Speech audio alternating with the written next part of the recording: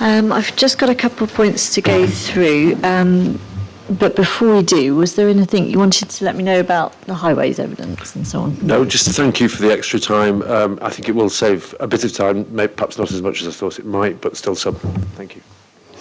Okay. Sorry, there is one point from me, ma'am. I obviously, I'm not exactly sure where this is going because I haven't seen the response, or heard the response rather, in evidence in chief from Mr. Carey to the rebuttal. And I'm not making any criticism of that. It just is what it is. There is a short extract from the modelling guide that relates to Linsig, which is what Mr. Price has used to model the junction that there seems to be an issue about. And we would like to put in that extract. Now, I don't know whether or not, it's only just been found, because obviously my team have been, well, I won't go into the details of what those conversations were outside of the room, but it's a short extract. Whether or not Mr. Hunter would rather have that in advance and for Mr. Carey to be able to see, I just thought I'd flag it now before the witness starts evidence in chief. I think I probably ought to. I mean, I think if you say no, then you can find out it's about the wrong decision later on. So I think I probably ought to see it if it's going to be put to the witness. We've asked. We've just asked for it to be. We're just waiting for the email to drop. I think we've got a bit of a slow Wi-Fi, so we're going to ask Mr. Robson if he'd be kind enough to print off some hard copies. Say again, sorry. Sorry, my apologies. There's a number of attachments to it, but I'm assuming is this the standing advice? No, it's Linsig modelling operating manual. Sorry, it hasn't come through yet. It's not come through yet, I don't think.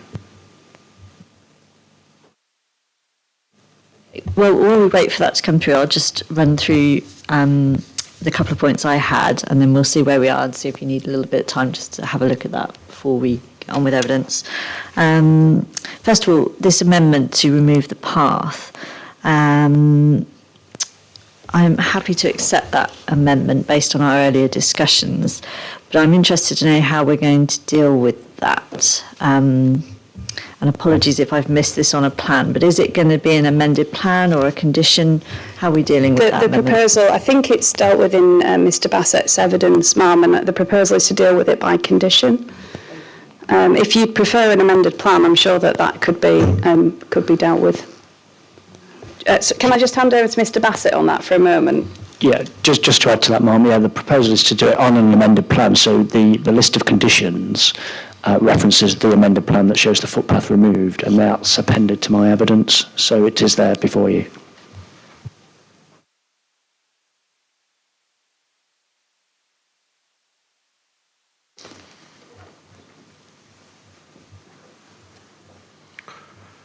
Yeah, that answers another question for me then, because I was looking at the conditions and looking at the plans, and the plans that I can find in the core documents didn't match this. So that makes sense that there's been updates and they're on the conditions. But what I would like is, could I, just for ease, get a folder of the most up-to-date plans so I've got them in one place so that I can tally those with the conditions and be absolutely certain what we're looking for. That'd be great. And just picking up on this morning, the safety issues regarding the balancing pond, I presume they're going to be picked up, or I'd like them picked up in planning evidence, but I'm sure you're on the ball with that, presumably in planning evidence perhaps.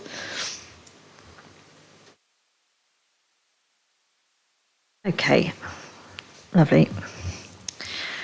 Right, has that email come through?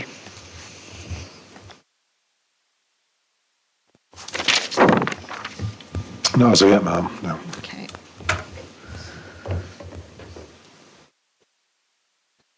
So I could just check the email address. It's Sean, SHAUN .Robson, arrowbase, yeah.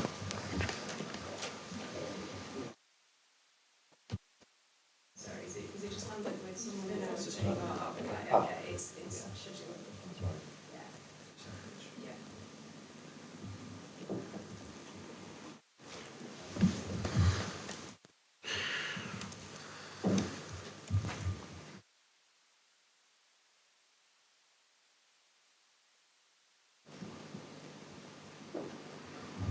presumably it's coming via pins as well.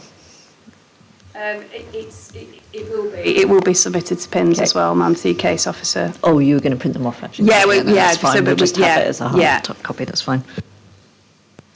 But while we're waiting for that as well, can I just check the document that I wanted to refer Mr. Carey to, it wasn't in the core documents, GG119, did you get a copy of that? If not, there was hard copies produced. Have we got a hard copy somewhere? I think it's come through, yeah.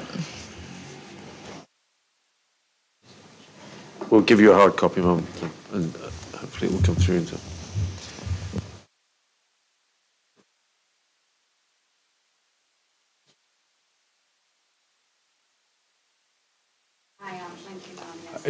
I checked as well, it's referred to by Mr. Price anyway, so Mr. Price obviously mentions it. Yeah, I mean, that's a different thing to it being in the cloud document, but I've read it indeed. It is. I've called tabs as required. Okay, so I'm going to put that down as inquiry document 5. I'll let you know the full list later.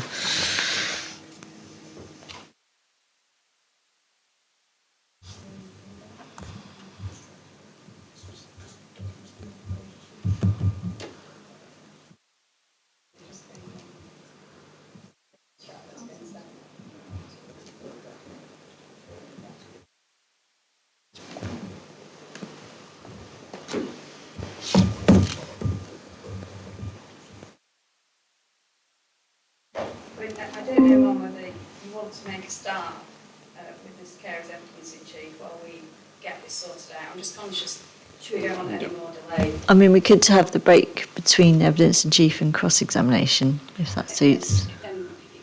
If Mr. Hunter feels he needs to recall Mr. Carey to deal with evidence in chief before we move to that, obviously I'd have no objection. I'm happy with that as long as Mr. Carey gets a chance to read the first question about it. Of course. I just don't want to hold proceedings up any further, and we can make progress with evidence in chief. Just to update everybody, I've received the document now. So just hold, we're going to get you the specific page number, so you don't have to print the whole thing off. Thank you.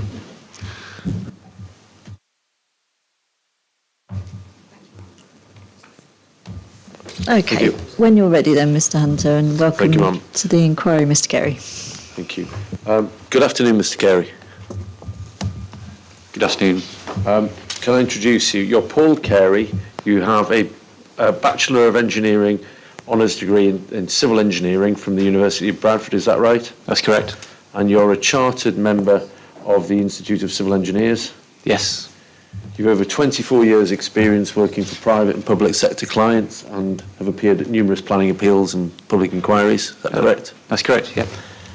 You were appointed in this case to advise on the highways issues by the council, and that was following, again, following the decision to refuse permission, is that correct? That's correct, yes.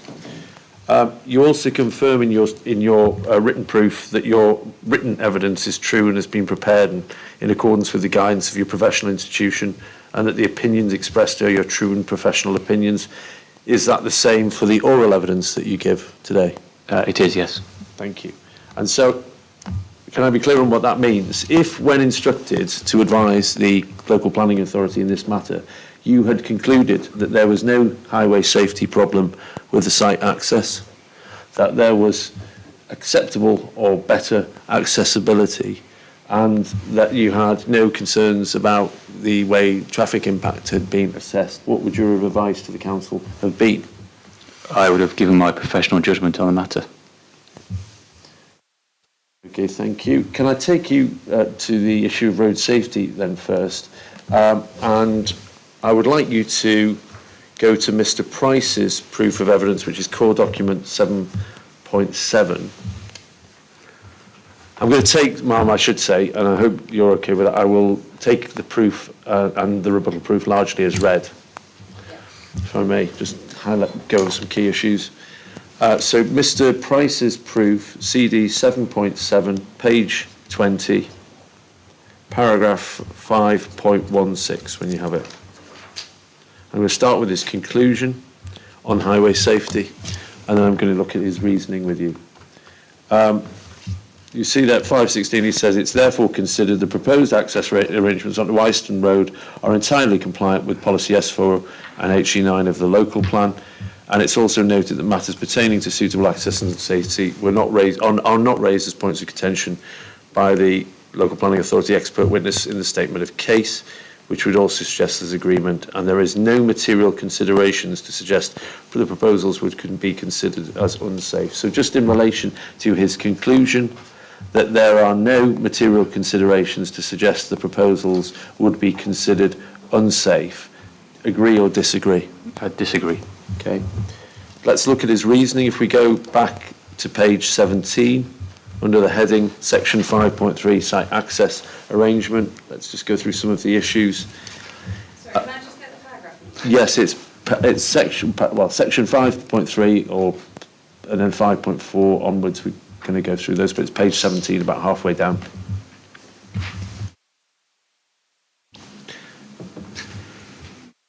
So the first point I wanted to pick up with you, paragraph 5.4, section 5.4, DDDC now highlight previously undeclared concerns regarding the appropriateness of Wiston Road to accommodate the proposed site access, in particular noting the influence of vehicle speeds and visibility on highway safety. Can I ask you this? Is Mr. Price right or wrong to say that the concerns being aired at the inquiry regarding those matters were previously undeclared, if we take that to mean not in the reasons for refusal, would that be right if that's what it means? That would be correct, yes. If the concerns about highway safety that you articulate in your proof, were they part of the reasons for refusal or not part of the reasons for refusal? They were part of the reasons for refusal. Thank you. The next section, 5.5 through to 5.8, there's a variety of points made regarding the design of the access, a priority T-junction, 5.5 metre carriageway width, etc. And he says it's 5.6. These design features align with standard geometric requirements set out in Delivering Streets and Places, the Council's preferred design guide, and therefore are considered to be adoptable standard. And then he goes over the page to say at 5.8, as set out in the initial transport assessment and subsequent response to DCC comments, visibility for the proposed access has been reviewed in line with Manual for Streets requirements and considered using observed 85th percentile traffic speeds derived from ATC, automatic traffic counter surveys over a 7-day period. And he says this highlighted that fully compliant visibility displays can be achieved with land controlled by the applicant or adopted highway boundary commensurate with the 85th percentile speeds recorded, which were 32.1 miles per hour and 34.7. I think 32.1 was traffic from the south heading north, 34.7 north heading south. Is that right? Yes, that's correct. He refers to the analysis of vertical visibility having been undertaken at the request of the Highway Authority to assure the topography wouldn't obstruct visibility. Now, what I wanted to ask you, in terms of the factual content of what is stated there, we have reviewed visibility, calculated displays, checked them in accordance with Manual for Streets requirements. Do you take issue with any of that as a matter of fact? No, based on the information provided, based on the drawings, the analysis, and the source data, no, the assessment against Manual for Streets appears accurate. Thank you.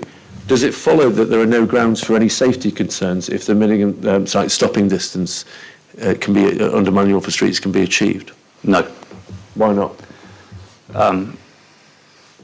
All engineering designs follow standards, and standards are there to guide and provide a means to determine the solution. That's perfectly sound process, but it isn't the end of the exercise, in so much as that the site constraints, the on-the-ground conditions, the driver behaviour, driver characteristics, and those external factors beyond design parameters need to be assessed. Okay. Does Manual for Streets suggest that achieving the required visibility displays is the end of the matter either? no, it seeks to ensure that a rounded assessment is completed. Okay. Can I ask you to take up the document that I referred to a couple of times already today, GG 119, I think Enquiry document 5. Yeah, I have that I on have screen. a copy of that. Yeah. And if you could just start by explaining what this document is about and who it was produced by or on behalf of. Yes, I'll start with the latter. The document is prepared by Highways England, Transport Scotland, the Welsh Government and the Department for Infrastructure in Northern Ireland. And the primary aim of the document is a means to undertake road safety audits at different stages of design, from concept through to post-opening, requiring professional and qualified road safety auditors to undertake a series of assessments and on-the-ground assessments to look at not just design standards, but the practical implications and the practical means of implementing the junction and implementing any solutions. Thank you. Could you turn, please, to page 5 within that, under the heading Introduction and then subheading Background? I'm on the page now, yes. And So is this in IQ5? it is in IQ5? Yeah, but what was the reference, sorry? It's page 5 under the heading Introduction and then subheading Background. Could I just ask you to read the second, third, fourth, fifth and sixth paragraphs? So basically from the overseeing organisations until on the highway schemes just before road safety audit, about a third of the way down the page. So the overseeing organisations, and in that context we refer to the 4 parties that I referenced previously, attach great importance to the improvement of road safety on the motorway and trunk road network. The application of DMRB requirements that are based on road safety considerations help achieve this objective. However, even with the careful application of design standards by competent professionals, the design process will not remove all hazards for road users. The road safety audit process, as set out in this document, helps manage the interaction of different design requirements for highway schemes. The objective of road safety audit is to identify aspects of engineering interventions that could give rise to road safety problems and to suggest modifications that could improve road safety. It is important to note that road safety audit is not intended to be a technical check of compliance with design requirements. Although road safety has always been considered during detail design, road safety audit has existed for a number of years to provide an independent check that the design characteristics do not contribute to collisions and/or incidents on highway schemes. Okay. So, what your view on this? What is the view of the overseeing organisations referred to as to whether or not simply achieving compliance with technical or design standards is sufficient to ensure the safety or road safety? Having worked for all 4 of those organisations throughout my career, I cannot recall a single scheme where a road safety audit hasn't been undertaken in order to provide that confidence that the technical solution is supported by a road safety audit. Okay. Now, the inspector has 2 road safety audits in front of him, your evidence and Mr. Price's evidence. Can I just ask about the circumstances in which they were prepared? First of all, was there any road safety audit produced in support of the application? Sorry. Yes, sorry. Did the appellant at application stage produce any road safety audit to? Not that I'm aware of. Okay. The appellant now has done so through Midland Road Safety, and it's in Mr. Price's, I think, Appendix B. What I just wanted to know is the council has decided to get a road safety audit, commissioned a different team at Amy to do that. The appellant decides to do that.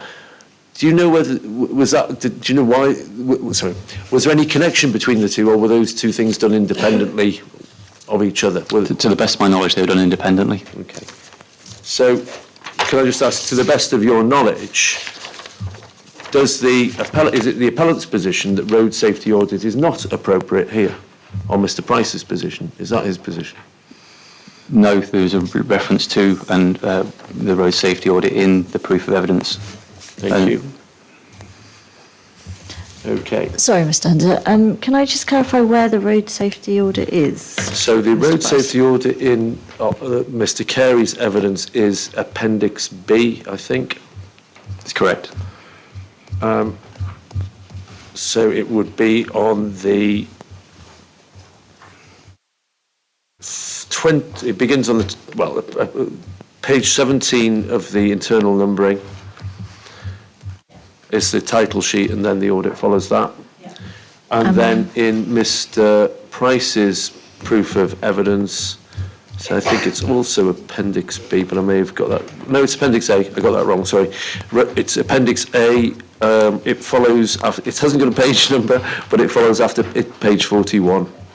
Yep, got that, So, thank so you. there are two, so as far as you know, these are done completely independently, commissioned independently, without either side liaising over this. They Yes, both that's decided correct. to get Yes. it done. Yeah. Okay. I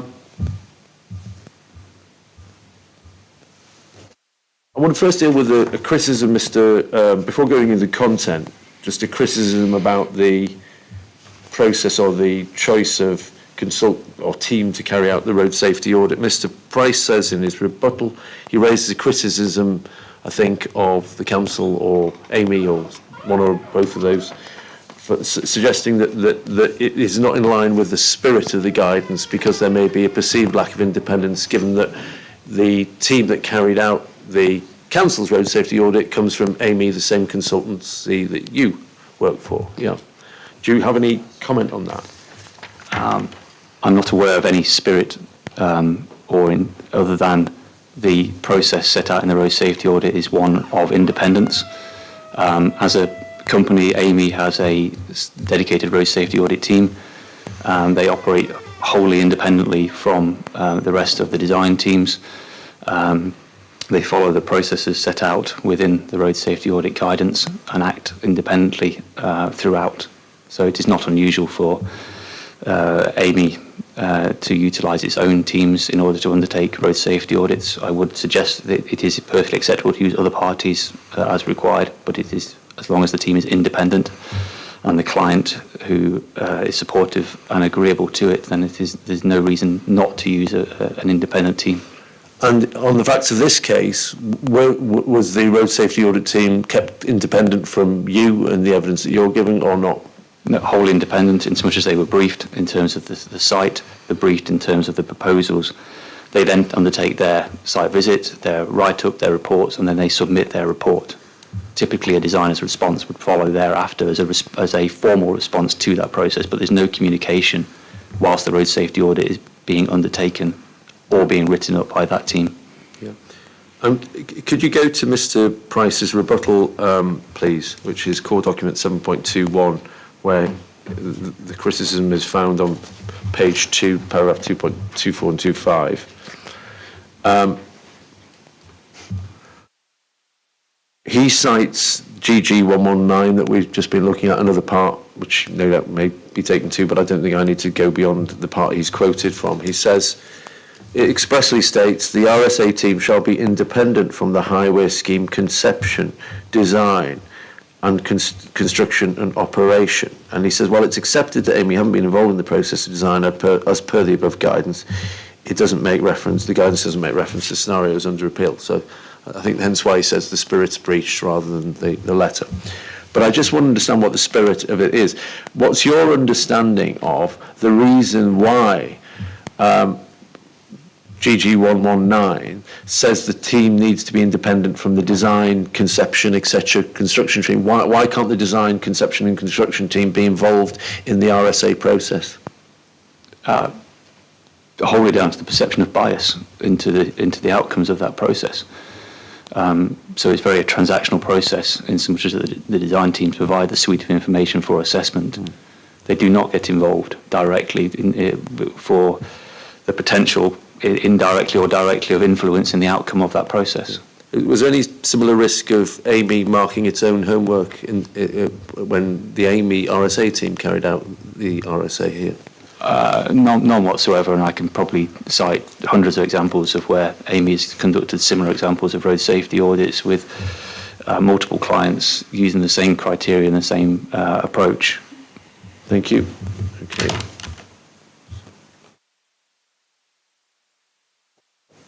Could you just bear with me one sec? My screen keeps shutting off, and I just want to see if I can stop that happening.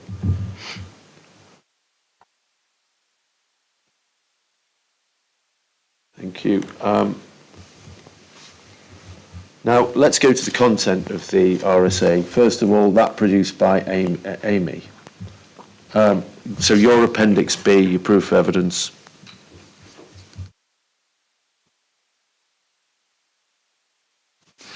And we see on the 6th, so when I give the page references now, it's to the internal pagination of the road safety report, audit, sorry.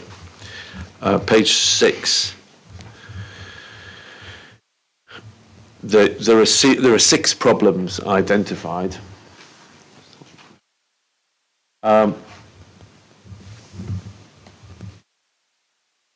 The first is a risk of collisions with pedestrians if they're walking at the carriageway to use an adjacent existing footway, and we see from the detail of that the concern is that there's a proposed service strip, which we see figure 211, and then then there is an absence of footway, and I think there's some footway further down on the south. Yeah, is that correct? That's correct, yes. Yeah, again, I don't think that's controversial.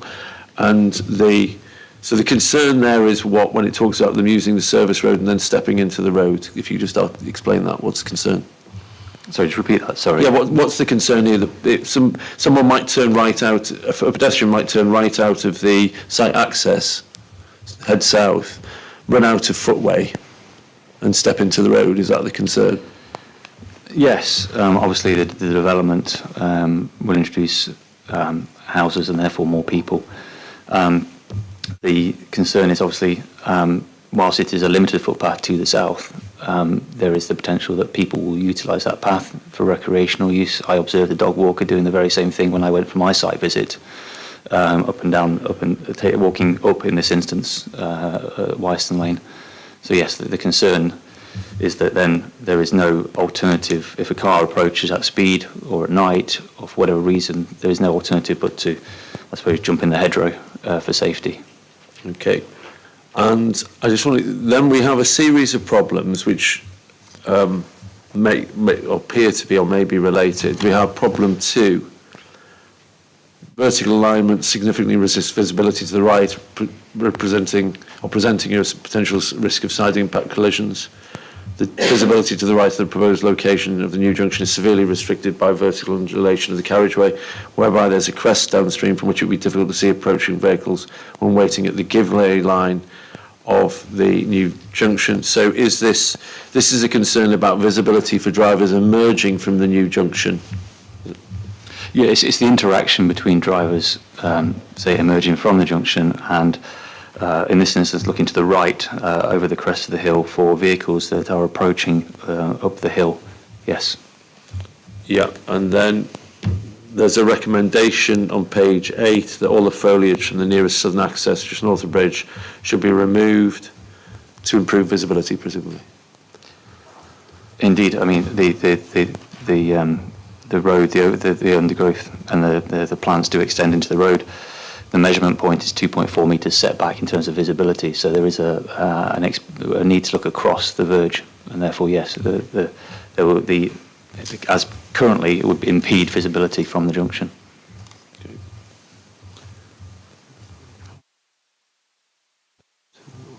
Thank you. So as I say, my laptop keeps switching itself off, but I think I've worked out how to stop it. Okay, and then if we just trot through them and then see what the themes are and the key issues as you identify them. Problem 3, visibility to the right severely restricted by vertical alignment of the carriageway, again, potentially causing nose to tail shunts or side impact conditions.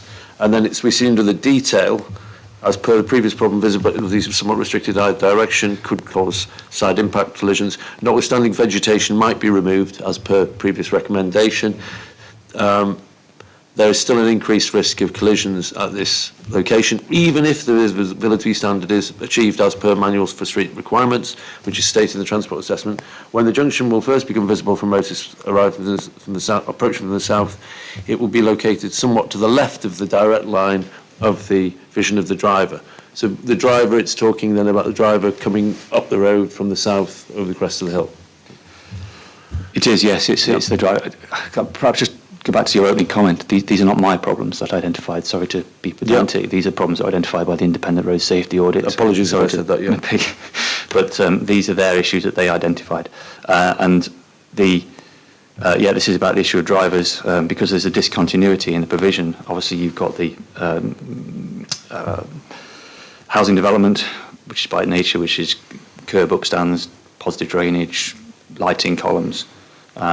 Obviously, you've got the development that precedes that, but then there is a break from a sort of the more rural environment. There's a discontinuity there in terms of how that would be perceived. So yes, it's the risk of drivers approaching at speed up the hill. Okay, we say that this means the junction might be observed by the driver too late, reducing time to react and potentially resulting in sudden braking and nose-to-tail shunt collisions if followed by another vehicle. And then there's reference to potentially relocating the site access as a way of resolving that. So not this scheme, but potentially a different scheme with a different access. Is the suggested? I think the suggestion here is that you could move the access up the hill further towards the existing Red Road development. But that's not part of this proposal that the inspector's got. It would be a different correct, proposal. it would be a different proposal, yes. Thank you. So a problem that might be addressed in one way, but isn't part of the scheme before us. Then again, problem 4 on page 10.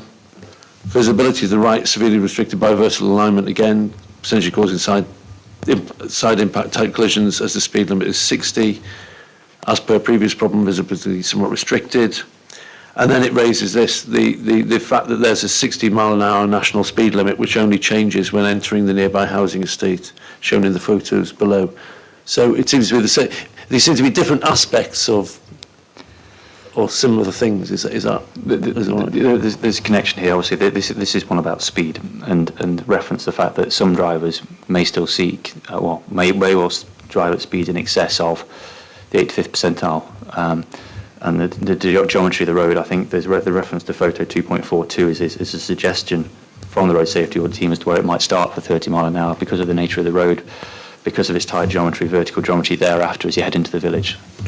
And so the concern is, even if 85% of drivers are, the average speed is 32.7, you've got 15% who it isn't, who are on nationals, who believe they're on a national speed limit road. Yeah, so the 85th percentile is what Manual for Streets is based upon, and it comes back to that same point again about understanding the conditions on the ground, the topography, and therefore what actually would all drivers in all circumstances, and therefore what is the residual risk and hazards that need to be resolved during the design process. Okay, and then if we just go through and then come back to discuss the issues a little bit more. Problem 5. There's reference to street features being a hindrance to visibility and a suggestion that the current signage and gully should be relocated to more suitable positions which don't impede visibility and retain their function. Yeah. And then there's a 6th problem, just to be totally complete, but that's a separate issue, I think, isn't it? That's about the internal, it is how indeed, we're yes. allowed. It isn't it about is. the highway safety concerns with the site access junctions, so we can ignore that. So if we go to the main text of your proof then, where you discuss these, you say at paragraph 4.25 on page 8 of your proof, second paragraph from the bottom on page 8. Apologies, it's my turn for some laptop glitches. I'm just catching up with you. No problem. Can I have the reference? Yes, it's page 8 in Mr. Carey's proof, paragraph 4.25. So the key concern, sorry Mr. Carey, have you got there yet? I'm afraid not, but please do Should proceed. have a Mac. He laughs at my obsession with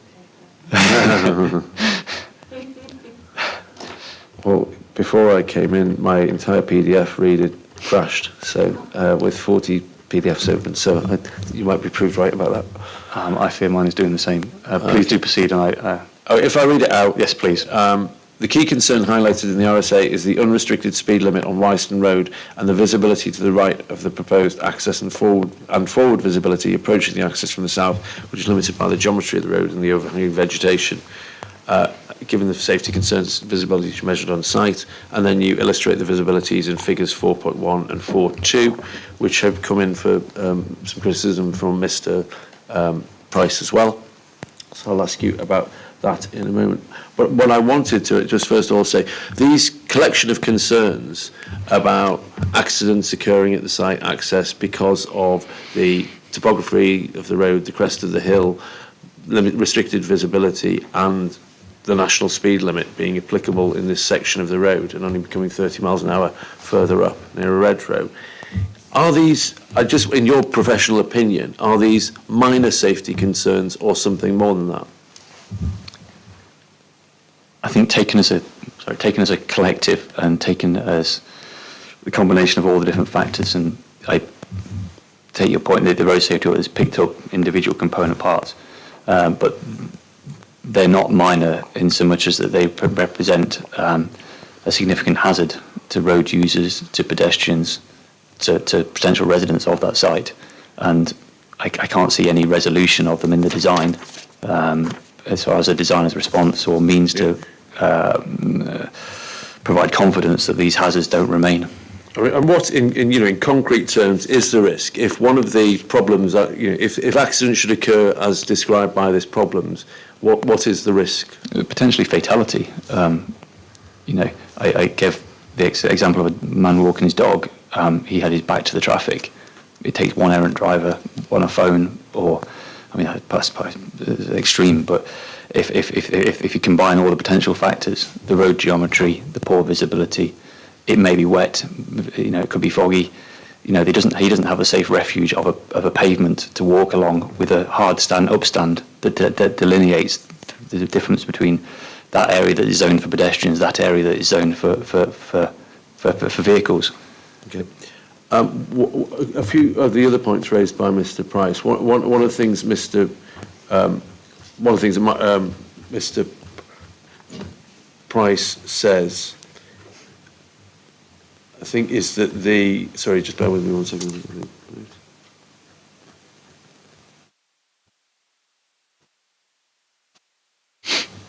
So let me put it another way. Let me start that again. So can I ask you, what about the point that the development will generate relatively few, it's said, in and out movements? Does that diminish the concern that there will be that there won't be a lot of traffic constantly emerging or turning into the junction?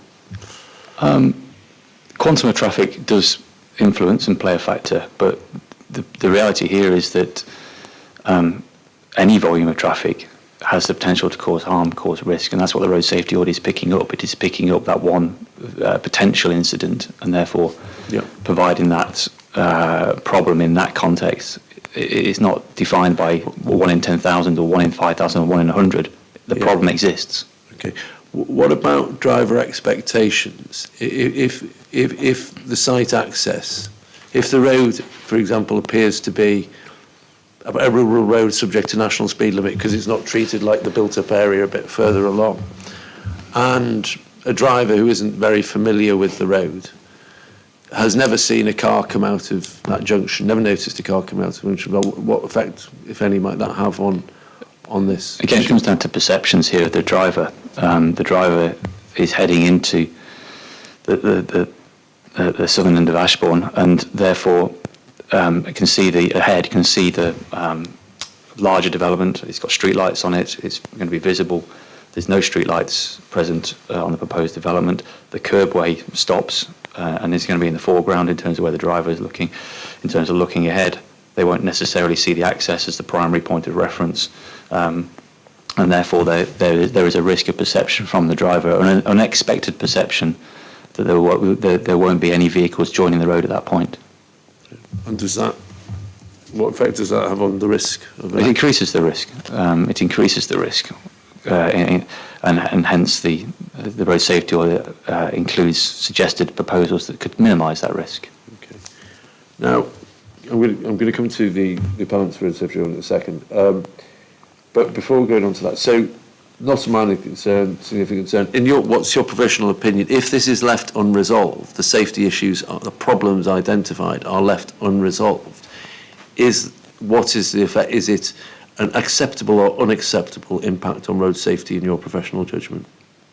It would be an unacceptable level of road safety. I cannot see a solution, a response to the road safety audit that would provide the comfort and context that would effectively allow the client to accept the level of risk associated with it.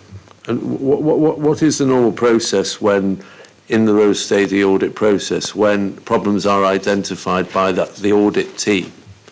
What does the design team then do? So the audit team would prepare the report, and that report is frequently then passed to the client for consideration. The designer is expected to provide a response to that audit, and that designer's response, it is not unreasonable to challenge a road safety audit. It is not a prescriptive list of thou shall in terms of but each of the problems need to be considered on their merits, and from a design perspective, understand how and what could be done to mitigate the problem in order to provide an effective and safe solution to minimise the risk. And was there any designer's response that you've seen from the design team here? I haven't seen one, no. Okay. Now, there are a number of potentials, or there are a number of recommendations given in the Amy report itself, as you said. I mean, principally, as I understand it, again, I think this is uncontroversial, the suggestion is to bring the built-up area further down, isn't it? That to widen the road, to lengthen the footway, to have lighting and appropriate lighting and signage, and to crucially bring the speed limit down to 30 miles an hour before the junction. That was the recommendation from the road safety audit report, yes. Yes, the road safety audit report. Now, well, the appellant, they said, well, I think the appellant's primary case is we don't think you need to do that. But even if the inspector thinks it is necessary or may be necessary, this can all be left to the Section 278 or Section 38 process with the local highway authority after planning permission has been granted. Do you agree or disagree? Because there's no designer's response that considers how this might be resolved, it's very difficult for me to determine actually what the remedial measures could be. So principally, I think you've explained there that it could include an increased width of carriageway that removes the pinch point. It could be an extension of the footways with appropriate crossing facilities, extension of the lighting, joining the footpaths up, extension of the markings, removing the 30 mile an hour. But all that has consequences. Does the road get widened on one side? There's a telegraph pole on one side. There's a fence line associated with the property. In terms of the impact on the layout of the site, in terms of number one, does that reduce the garden? Are there utilities provided in that area? I'm unable to answer that question without seeing a design, but for me there are too many unknown parameters at this stage to determine whether it is feasible or not. Thank you. Okay, then can I just deal with figures 4.1 and 4.2 on your page 9, because Mr. Price makes criticism in his rebuttal and contrasts them with his figures 2.1 and 2.2 in his rebuttal, saying that I think that you haven't taken them from the appropriate height and you haven't taken these photos in a representative way, basically, and that his 2.1 and 2.2, by contrast, which are on page 4, are more representative and show that appropriate visibility can be achieved in practice, I think is what's said. So again, can I have your comments on that? I think for context, I need to, in terms of the photographs that are included in the road safety audit, Amy has a very strict policy when it comes to health and safety, and all of our teams, whether they be independent or not, are all subject to the same zero code policy in regard to preparation of risk assessments and method statements. And a desktop exercise would have been done in the office, looking at the site, looking at existing images and available data to understand what was safe. That would have been approved by the appropriate line manager. That is then revisited on site in terms of a dynamic risk assessment to appraise whether actually the scope of works that they set out in the office is achievable. And the reason why the images are taken from the vehicle, which we acknowledge, is because we determined it to be inherently unsafe to go and stand at the point of access and take the appropriate photographs. I came to the same conclusion on my site visit, that whilst I had all of the appropriate PPE, Amy has a shout-out policy, and I took the same decision as the road safety audit team did, that it was inherently unsafe to go and stand at that location. The photographs taken by and included in the rebuttal give me considerable cause for alarm in the way that they are taken. Back to the traffic, standing in the road, limited high visibility, and I'm just grateful that they managed to undertake those assessments with no harm to the individuals that were there. Okay. In terms of the photos that Mr. Price produces in his proof, figures 2.1 and 2.2, the calculation of visibility display involves two distances on two axes, doesn't it? I think the x-axis set back from the centre point of the giveaway line of the junction, and the y-axis, and he refers to the y-distance visibility display. But are these photographs, or where do they appear to have been taken on the x-axis? They both appear, whilst it's hard to tell at the junction, it would appear that that's taken from the effective curb line, and therefore not at the 2.4 metres setback that I think you're referring to there. Okay. Do you have any other comments on them? Or? No, not at this time, no. Okay, thank you. Okay, so that's the Amy Road Safety Audit team's report. The appellant's team, Midland Road Safety, is Mr. Price, Appendix A, page 4. And it identifies one problem.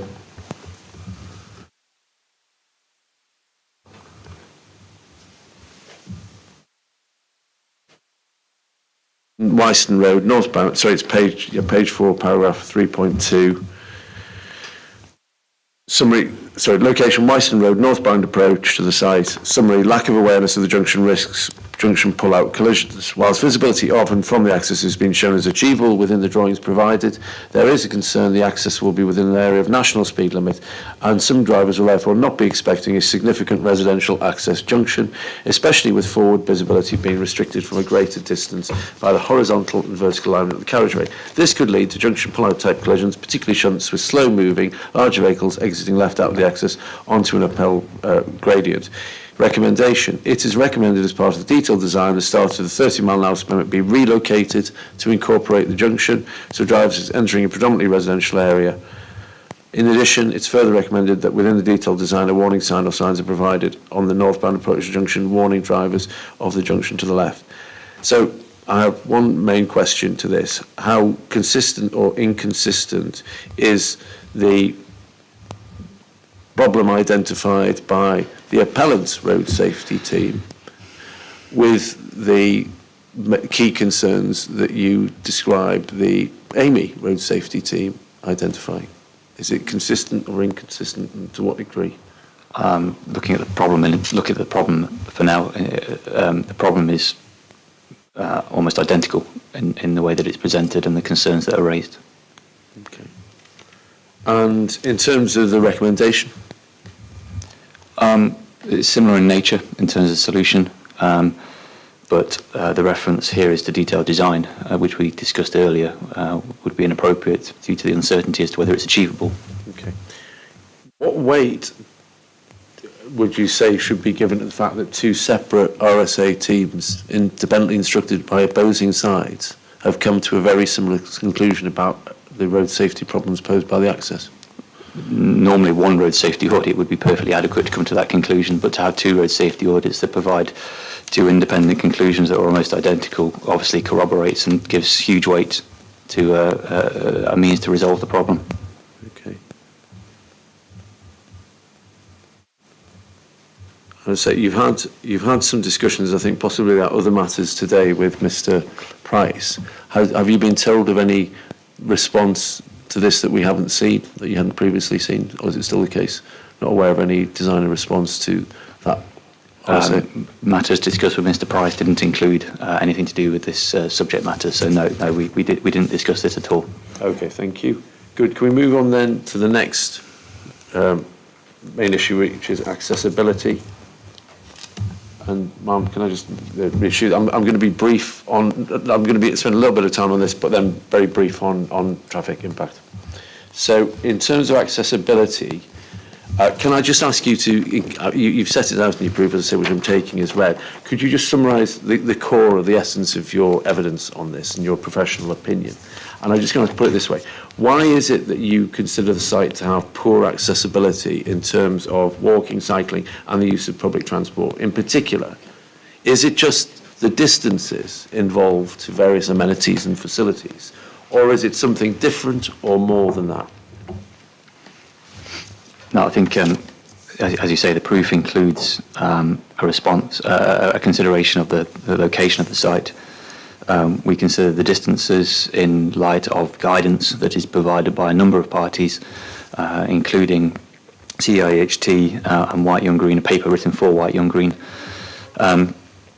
And those guidance notes provide a series of data based on acceptable distances, maximum distances, means, 85th percentiles, a whole range of plethora of data within them in regard to accessibility for particularly walking, cycling and bus. In this context, obviously the site is very linear. The western end is considerably further than the eastern end. So we're looking at distances in excess of 2 kilometres into the centre of Ashbourne. I think all of those documents are premised on a typical site rather than the topography of Ashbourne. Obviously the connection into the town centre is initially, if we're heading from the site, is a rise up Wyston Road and then dropping into Ashbourne, circa 200 feet of elevation change simply to get into Ashbourne. So simply as a guidance perspective, they are helpful to interpret and determine, but then should always be considered in the context of the site in question. Okay, and so going back, I think that's really helpful. But going back to my question, then, so as I say, is it just a matter of distances, or is it more than that? No, this distance is one factor clearly in the relationship, but the nature of the route is clearly important as well. Sorry, go on. Yes, I'm sorry to come across you, to please, if you haven't finished, do finish. But I was just going to ask, I think Mum, you said you haven't been on site yet. Is that yeah. When the inspector goes on site, what would you ask her to look at in particular in this respect, and in what position she put herself, imagining how it would be for the residents? What would you point out in that regard? So in terms of safe proximity, you can walk to the end of the built-up development before then moving on to the curbless footway. So at that point, it's if you're leaving the development, the initial half a kilometre walk from the site uphill, and then as you're walking into town, it's quite a leisurely walk downhill. But then I'd probably encourage you to walk back uphill and consider how appropriate that would be for the demographic of the site, that the likely occupants of the site. And what about moving internally to the site? So someone who lives at the far end, western end of the site, and is considering whether to commute by car, bike, or walk. What sort of choice will they be faced with? I think that would depend on the individual. If you're, I think you need to consider a high level of degree of fitness in order to be able to walk it, and the time to walk it. Obviously, it's 20-25 minutes from the end of the site in each direction. I think it's therefore more likely, and cycling clearly as well. The gradients involved from a cycling perspective, I would say, you would need to consider a reasonable level of fitness, if not a high level of fitness, to be able to do that on a regular basis, because of the gradients. It leads to the likelihood of the car being used more often as the solution. Okay, and does it, in your professional opinion, does it present a real or genuine choice of sustainable transport modes for occupants? It doesn't prevent no. Considering in the round and considering a typical demographic, then no. I think it limits that choice. Okay. I think I'm going to skip over the more detailed questions about the guidance and see what questions you ask, and I'll come back if necessary. You have set it out, and so has Mr. Price, and I can ask him about it. Can I ask you this, though? I just want you to comment. In your rebuttal, you make observations on some of the figures and tables in Mr. Price's proof under the accessibility heading. So could you take his proof up, please, core document 7.7, and go to page 30 first, please.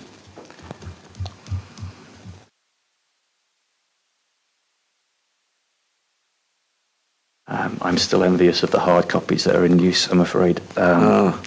Is there a hard copy that can be passed of Mr. There are core documents there, so core document 7.7. Yeah. Apologies. There are one over here, potentially. Yeah. Thank you. Because I think I can't really just read all of the tables out to you or show you the map or read the maps to you, so I think you will have to look at that.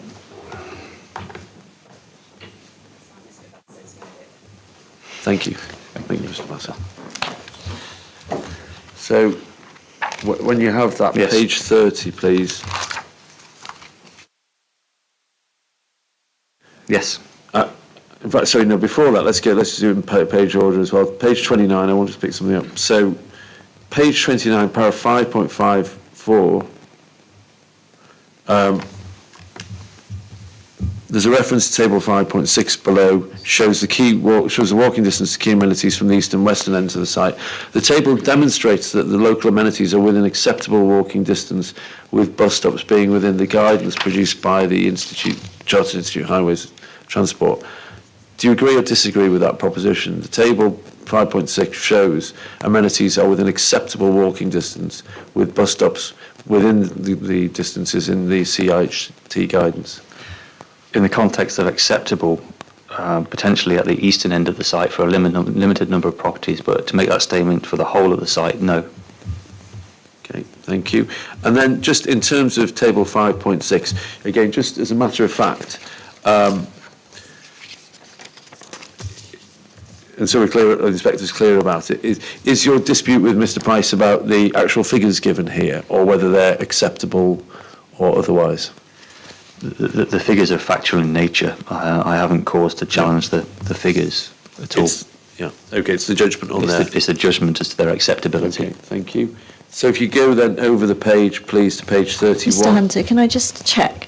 So was it the figures in the In central table column? 5.6, yeah, I checked, no factual dispute with the figures. No, but the walking distance from westernmost property via Wyerston Road, you were saying were not acceptable walking distances. As an example, bus routes is typically between 300 and 400 metres, depending on which which guidance you read. So 730 is considerably in excess of 300 to 400 metres. Does the same apply to all? Do you consider them all to be beyond acceptable walking distances? Principally, yes, they're all tending towards the maximum. Okay. But less concerns about the first column walking distance from the roadside access? It is still, in respect to bus stops specifically, no, that would be within the limits of, would be within the recommended guidance. Clearly, walks beyond that are generally heading towards town, which then the topography comes into play, not only the distance. Thank you. Yes, so page 31, figure 5.3, local amenities within a 20-minute walking time. And I think in your rebuttal you comment on this. Could you just summarise your concerns about it? Yeah, there's three isochrones, and apologies, I appreciate we're walking through them, but isochrone, the figure 5.4 and paragraph 5.68 on page 34 does make reference to the potential inaccuracies of the isochrone because of limited software, but based on the location of the green dot, one presumes therefore that the isochrones associated with in figure 5.3, 5.4 and 5.5 are all from the eastern end of the site, and therefore the figures are not representative of the site as a whole. Okay, that's one point as well. I think you say something about the way 20 minutes walk time has been calculated as well. Oh. With apologies, I'm Yeah. going to need my own proof. Yeah, so take it to your, again, you're still struggling with the laptop.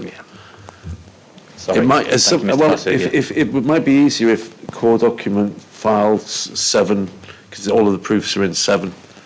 Be very helpful, thank you. I think, I would start my machine, but I think that would take longer than finding the hard copy. although I'm not sure whether, I didn't get the core document numbers for the rebuttals. Well, perhaps while it's been looked for, For the rebuttal, yeah, for Mr Carey's rebuttal, yeah. it is core document 7.25. Excellent, thank you. But while that's being found, can I just, if I just put the point to you, I think, yeah.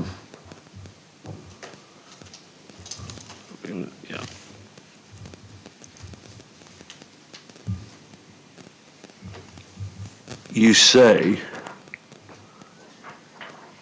paragraph 5.58 of Mr. Price's proof suggests 800 metres can be walked in 8 minutes, and therefore consequently 2 metres could be walked in 20 minutes. And you say that's shown on figure 5.3, which purports to show local amenities within a 20-minute, 2-kilometre walking distance. But you say it's misleading in 2 respects. What the first one you've just dealt with, the green dot and site access. But the first one is DFT journey time statistics use walking speed of 4.8 kilometres, which is 1.6 kilometres walking distance in 20 minutes.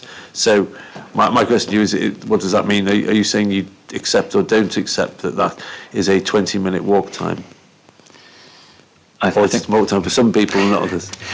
Yeah, this is where the subject of walk distance is difficult, and I think all of the guidance documents acknowledge this in some context, that it's very difficult to compare, and therefore 20 minutes for one person may not be 20 minutes for another.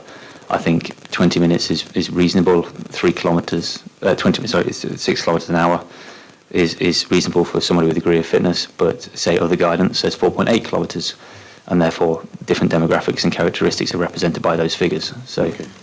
Thank you.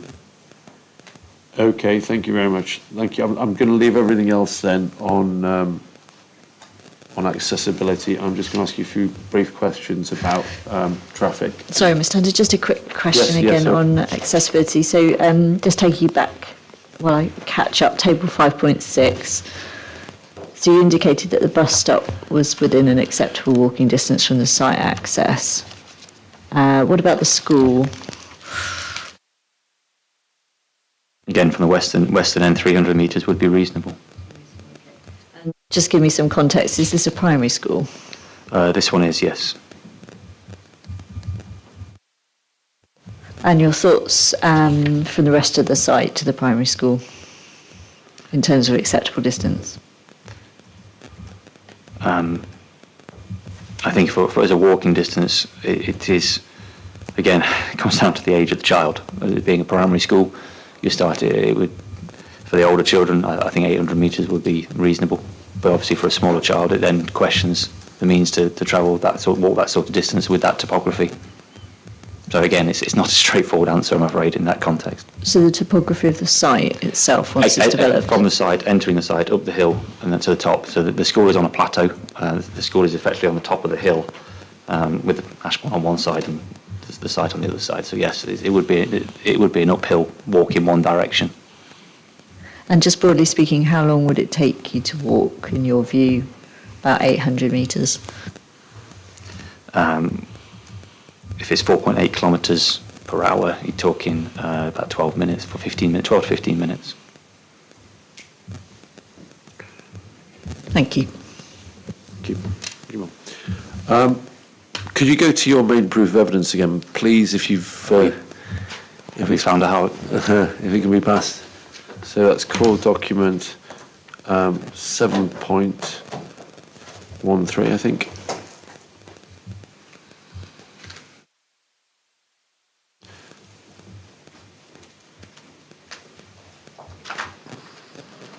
So the rebuttal or the main proof, sorry. The main proof. Main proof, sorry.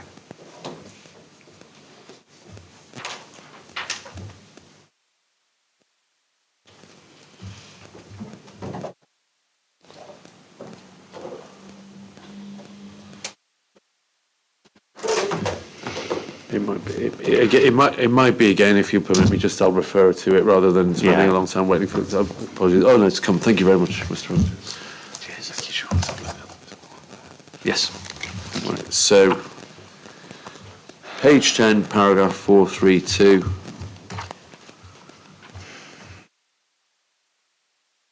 Yep. You identified two main issues, I think, with traffic impact.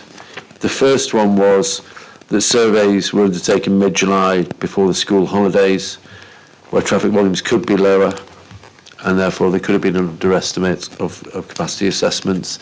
Where do we stand with that now? Obviously, Mr. Price has come back on that and done some more work.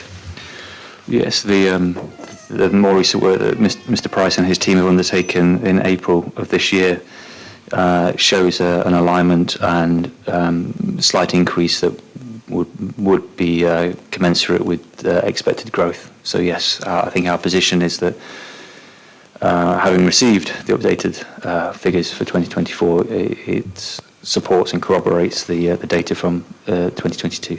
Excellent. Okay. So that's not an issue anymore. No. We can put it that way. Based on the receipt of the new information. Thank you. The second issue, which I think you said 4.32 gives most concern, is the omission of the original omission of an assessment of the Station Street, the five-arm junction, if I refer to it as that, instead of trying to list all the names of streets, which you explained was identified in the transport study, suffering delays, and in the air quality action plan. And you make another point of 4.32, says, as detailed in section 5, the location of the development gives rise to limited opportunities to use sustainable modes of transport. As a result, the development will increase traffic movements. Without knowing the impact of the development on this junction, it can't be confirmed that there is not a detrimental traffic and air quality impact on the highway network. Now, there has now been, received on Friday afternoon, an assessment of that junction. That, I think, was the subject of your discussions, or the principal subject of your discussions with Mr. Price today. And can we just look at what he says in his rebuttal then on that?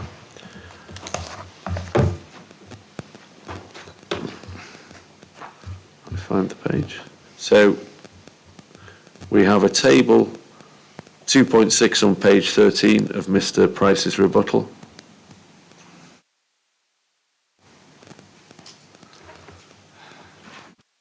Comparing the 2024 baseline, 2023 future scenario with committed development, and the same with the proposed development.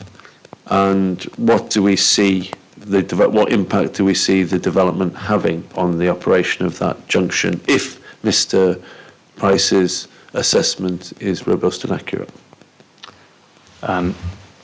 So we see in the top row of that table that as you identified, the three columns, you have baseline plus future, and then baseline plus future plus development. So the increment future takes account of growth. I understand this to be 2032, based on previous considerations of 2029. But there is a step growth from when the development is introduced. We see circa 3.5% increase in the saturation at the junction, and we also see a increase in queue length of 2.1 vehicles. Okay, and I think this appears to be a point of difference still between us, between the appellant and yourself, or Mr. Price and yourself. But I'll ask you this: what is your view on that? Is that no impact, some impact? What kind of impact does it have? Adverse, no impact, adverse impact, or something else? So the very nature that the length of the queue increases and the junction performance decreases both give weight to the view that the development contributes to an adverse impact on the junction. And if we just look at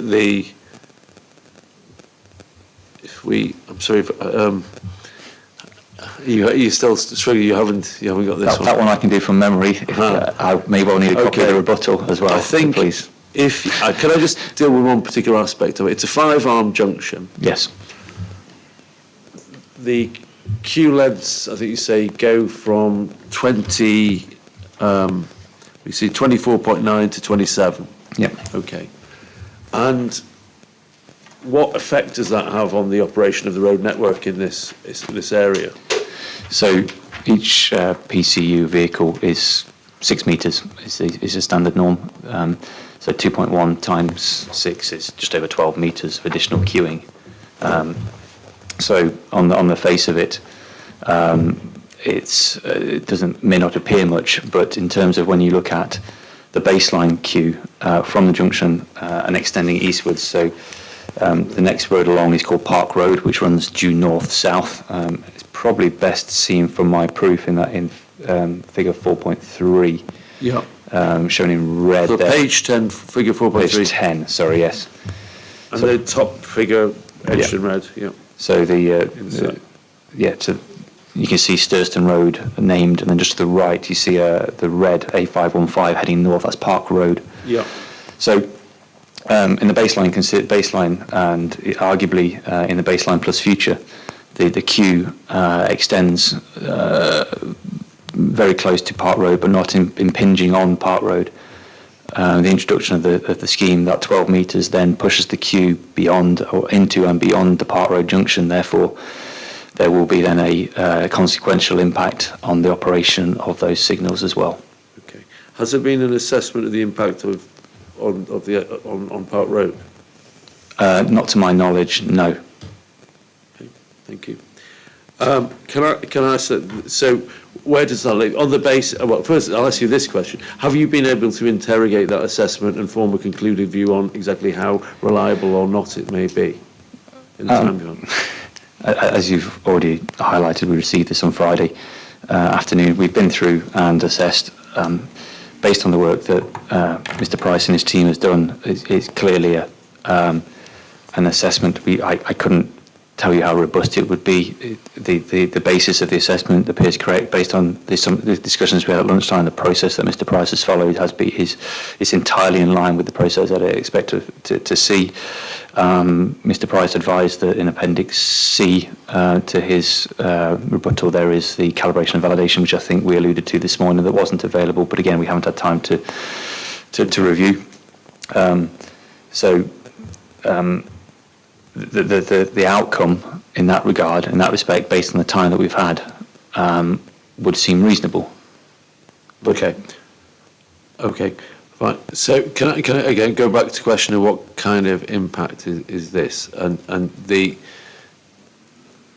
I'd like you to give your opinion on whether or not it's an adverse impact, and if it's adverse, whether or not it's severe or something less. On the basis of what Mr. Price has presented. So it is without doubt adverse, simply because the performance of the junction and the queue deteriorates and the queue length extends. As to the quantum of that, I wouldn't describe it as significant or substantial, but I would, in the realms of a moderate impact.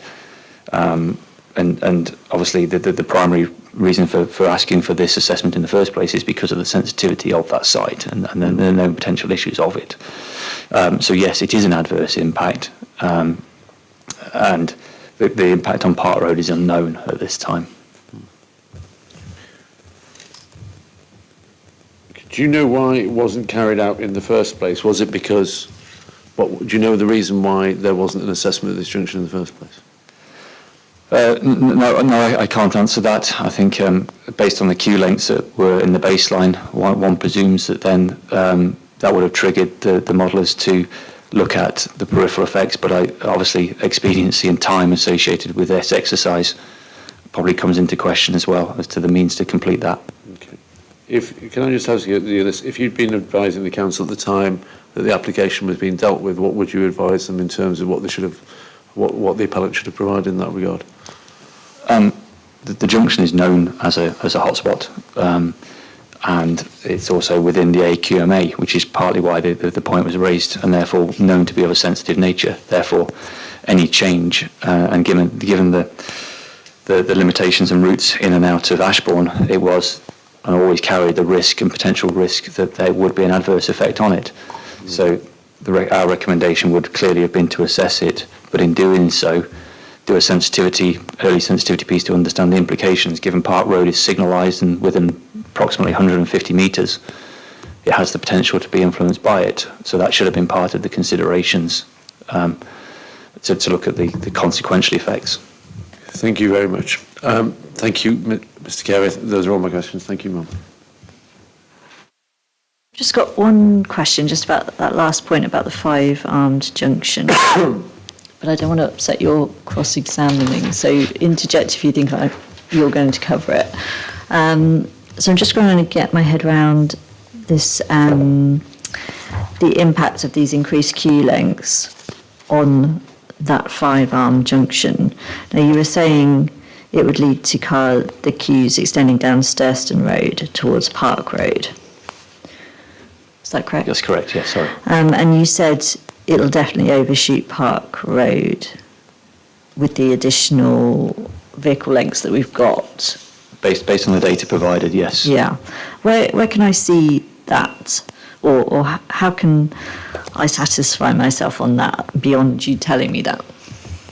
I suppose a drawing with measurements on would be the obvious answer to that. Is there one? Not to my knowledge, but I'm sure that could be easily provided. Okay. And so then what is the problem with this queue extending past Park Road? Just give me some context. So the interaction of Park Road, obviously, if there's a queue on Sturston Road that extends back to Park Road, that means that Park Road can't move. To the best of my knowledge, it isn't hatched. You end up with errant drivers sat in the junction. You then start to have potential issues of drivers unable to make their manoeuvres, potential backing up onto Park Road or further up Sturston Road, right turners sat in the middle of the carriageway because they're unable to complete their manoeuvre because of the queue. But in terms of the scale of that problem, without the level of assessment, that's only my sort of anecdotal assumption as to what would happen. Is Park Road quite a busy road as well? It does contribute to the traffic in and out of Ashbourne, yes. Okay. And when would be a good time for me to observe this? I would say peak hours. I think the reference to the table that we picked up at 2.6, I think the morning peak is the highest reference for us, so between 8 and 9 in the morning, I would suggest, on a school day, weekday. Lovely. Okay. Thank you, Mr. Carey. I think a short comfort break just before you begin cross-examination. Yes, ma'am, absolutely fine with that. Obviously, the issue about the additional junction has not been raised before, and I've certainly not heard that evidence or seen it anywhere. So yes, I definitely will need a bit of time to discuss it with Mr. Price, because it seems that we are being faced with a moving feast again. Oh, but I tried to reach agreement on these matters and we got, so I don't accept that. How long do you want, Ms. Ogley? I think we probably need half an hour.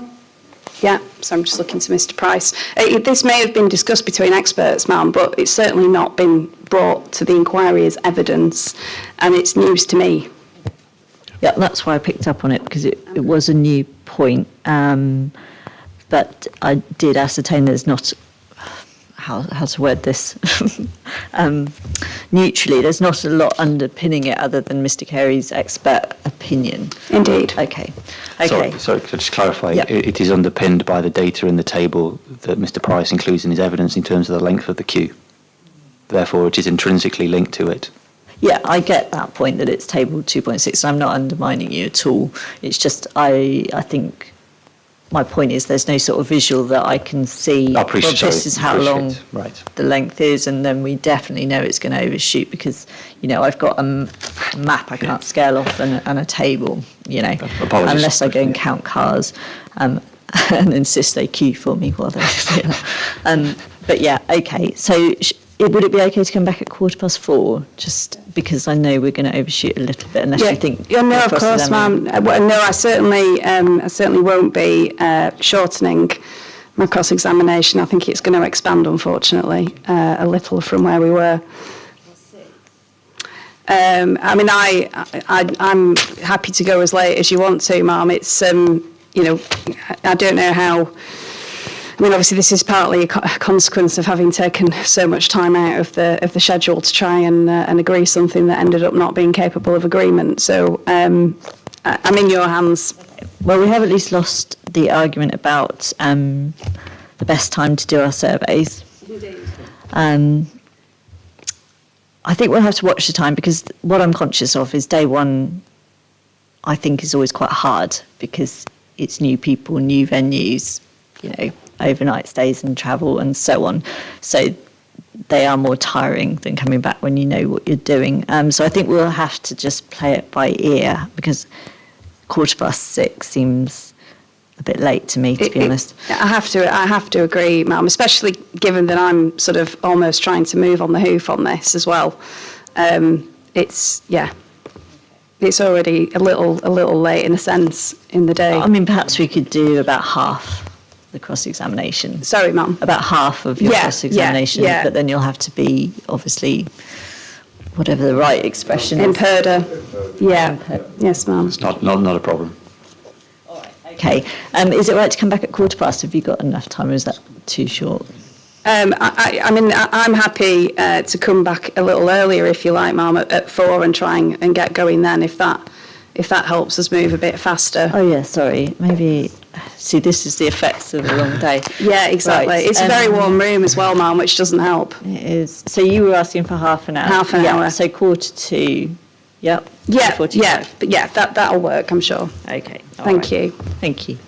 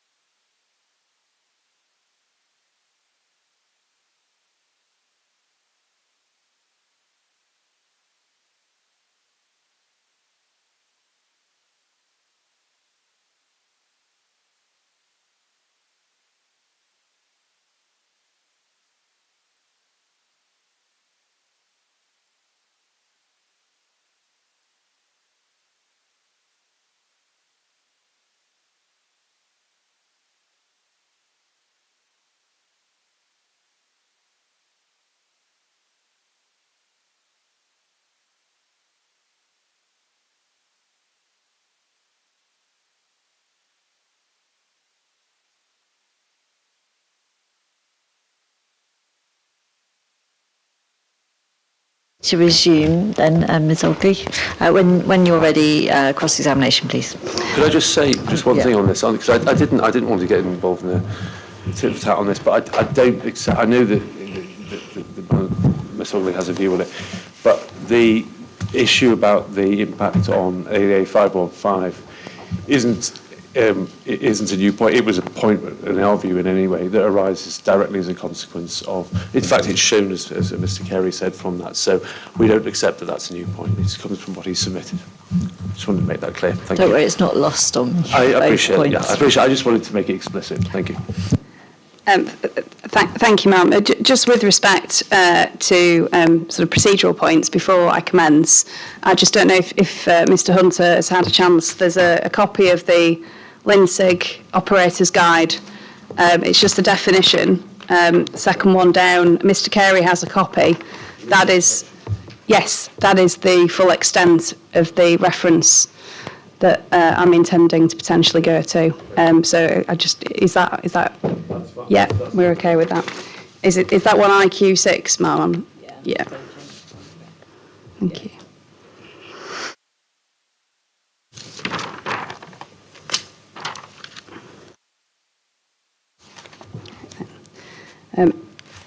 Good afternoon, Mr. Carey.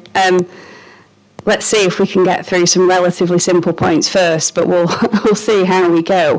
Can we agree that there is no objection from the relevant statutory consultee in this case?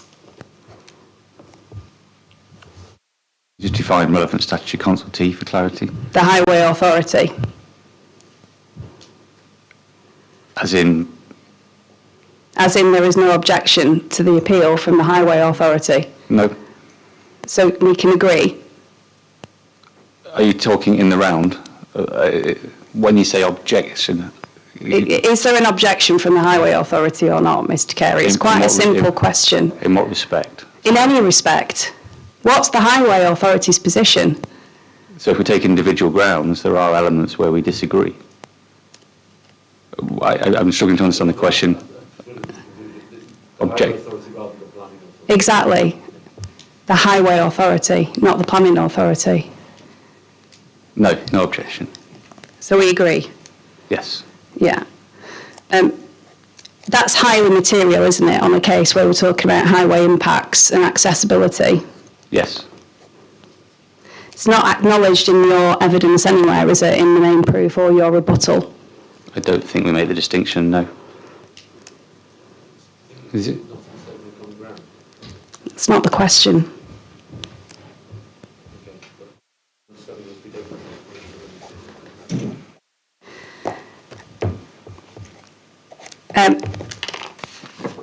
Road safety audits. Let's have a look at IQ 5 and see if we can just agree a couple of points. I think you mentioned this yourself, Mr. Carey, but it's right to say, isn't it, that there are different stages to road safety audits. We have 1, 2 and 3 and 4, as I understand it. Is that correct? That's correct, yes. Yeah, so we can agree on that. Okay, so can I just take you to paragraph 4.2 then, please, of IQ 5?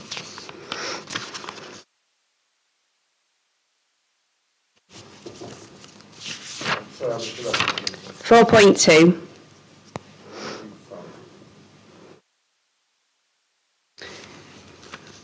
Yes, I have it on the screen, yes. And paragraph 5.16 as well, please. So 4.2, we've got the RSA brief is to be submitted for stages 1, 2 and 3 of RSAs.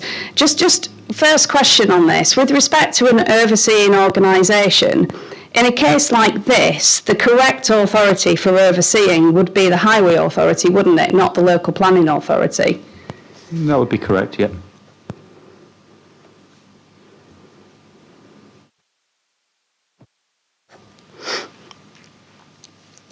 That's helpful, thank you.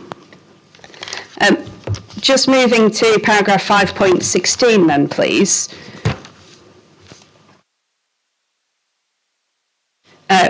We see there that the general aspects to be addressed at different stages of RSA are provided in the list in Appendix B. you don't take any point with that. You agree with what the guidance says? Agreed. So we can go to Appendix B then, please. Just a couple of examples. I'm not going to go through this in detail because we'd be here all day. But just if we go to Table B1, page 31 of the document, we can see, can't we, that stage 1 are horizontal and vertical alignments consistent with required visibility. Have you got that? Yes, I have. Sorry, Yeah. I'm just reading, sorry. No, of course. I mean, if you need time to read it, that's absolutely fine. But the required visibility there is talking about the required visibility in accordance with Manual for Streets, is it not? No, not necessarily. It depends on the standards that you're applying. There's no direct reference to Manual for Streets in the road safety audit documentation. In this case, Mr. Carey, we're talking about a development to which Manual for Streets applies. Manual for Streets sets out the required visibility that needs to be achieved, doesn't it? So in this context, we're bound to be thinking about the Manual for Streets required visibility, aren't we? Yes. Thank you. Yes. So it's not correct to say, is it, that what we don't pay attention to is whether or not that visibility display has indeed been achieved, is it? No, it's appropriate to assess it, yes. I'm grateful. Just have a look at stage 2 then, because one of the things that Mr. Price says with respect to what's set out in the AMI RSA is that things like whether or not a sight line could be interrupted by street furniture, he says, well, that's all well and good, but these are matters of detail for stage 2. And obviously what we can see in the second column under stage 2 is that that is indeed correct, isn't it? It's given us an express example of what you consider at a stage 2 road safety audit, including are sight lines obstructed by street furniture, parking facilities, landscaping, etc. So it's quite clear, isn't it, that that really belongs in a stage 2 safety audit, not stage 1, doesn't it?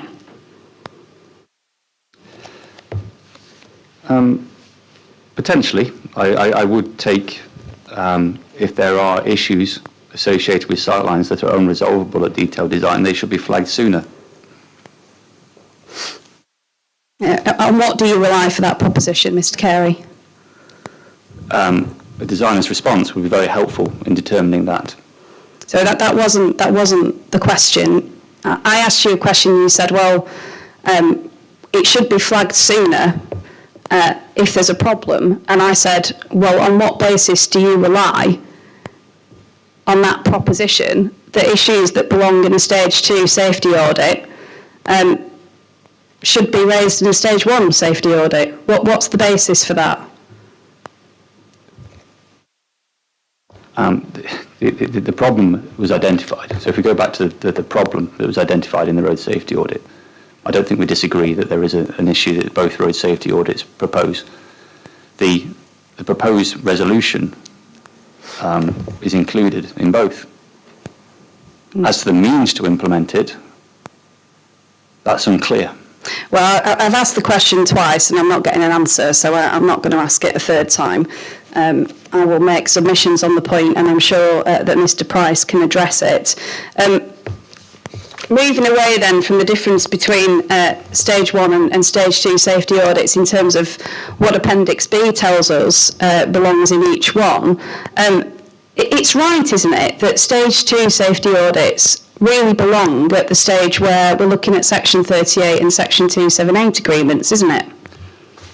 These are matters of detail, aren't they, not principle?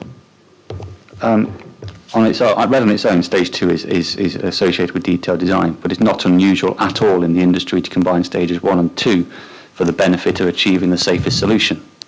Well, I'll take that. I'll take the answer to that question. Thank you. Paragraph 4.16, if we can just pick that up for a moment. Now, in fairness, you did reference this in evidence in chief in part. 4.16, page 18. The design organisation what they do and don't do once an RSA states there might be an issue. And it says that they do one of the following. They either accept the problem and the recommendation made, or secondly, they accept the problem and suggest an alternative solution, given appropriate reasons, or they disagree with the RSA problem and recommendation raised, and they give an appropriate reason for rejecting both.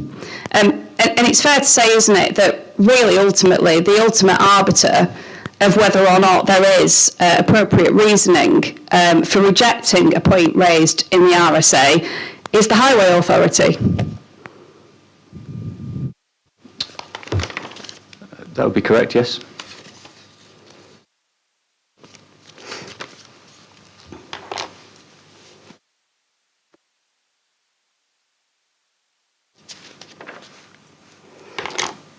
Right, we can put that aside for a moment. I just want to go to your main proof of evidence.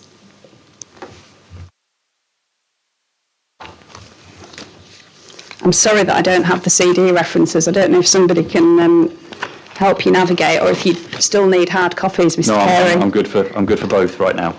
Ma'am, do you need the core document number? No. No, you're good. Okay.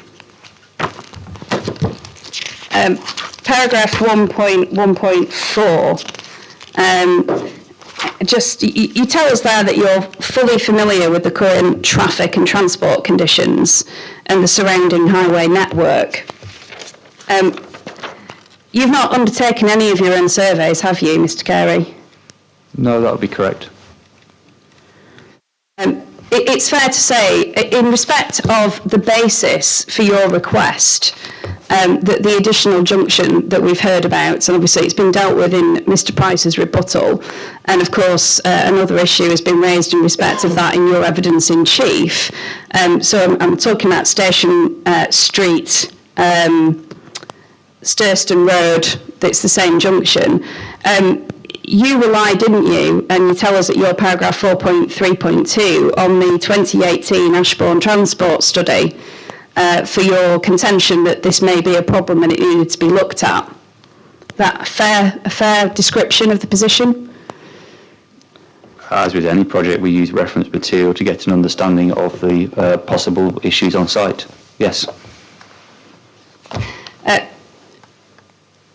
So there's no work actually undertaken by you to assess current traffic conditions. So it's just not right to say, is it, that you have an understanding of those current traffic conditions, because you've not done the work, have you, Mr. Carey?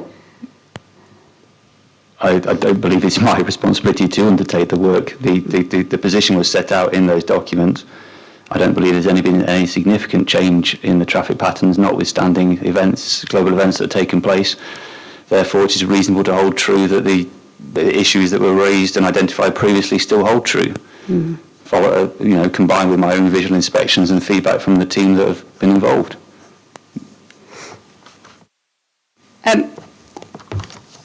It's fair to say as well, isn't it, and I think this is agreed between us, that you were instructed after the council resolved to refuse the application. That's correct. Yeah. So it's just inevitable, isn't it, that this is going to be a post-event rationalisation of why the council refused the application, because it's quite clear that they didn't have any technical highways evidence to rely on at the time, did they? I think that's an unreasonable question to pose to me, not being involved at the time of those decisions. Unfortunately, you're the only one who's here for me to cross-examine, Mr. Carey, so I do have to put it to you. You don't provide the nature or the detail of your instruction in your proof, do you? No. A stage 1 RSA wasn't requested, was it, during the application process by the planning authority? To the best of my knowledge, no.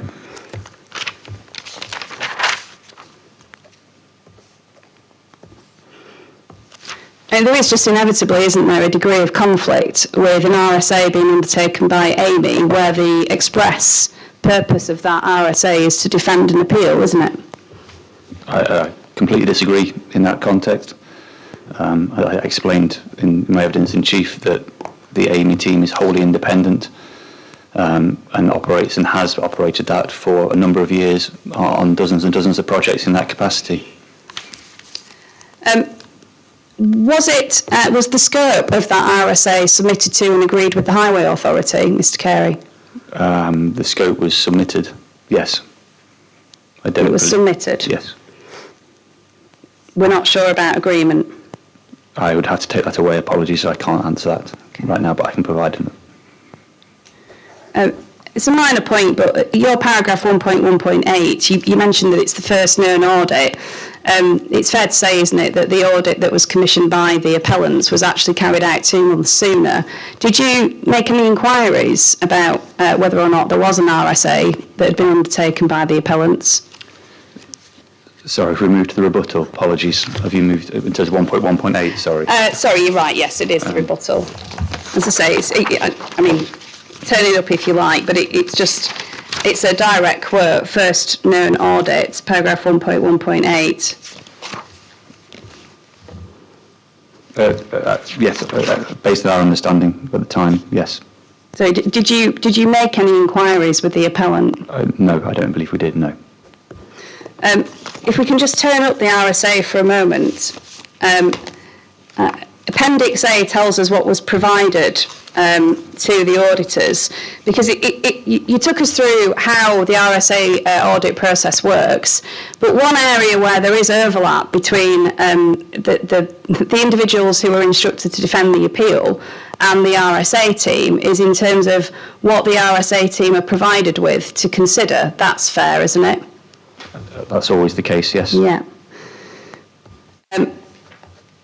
Just Appendix A sets out what was provided to the RSA team, and we can see there that there was a brief, an RSA brief. Have you got that reference under documentation? I can see that, yes. Yeah. We don't have a copy of that, do we? It's not before this inquiry. I don't believe it is, no.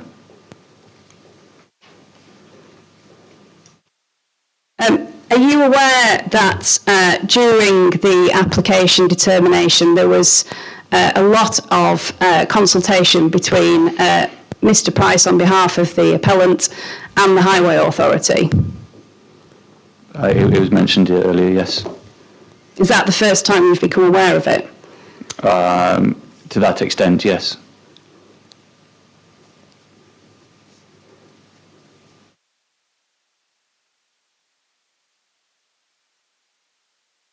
Sorry, bear with me. Can we just turn up then, please, CD 220, which is a response from HEXA to the Highway Authority. I've got it.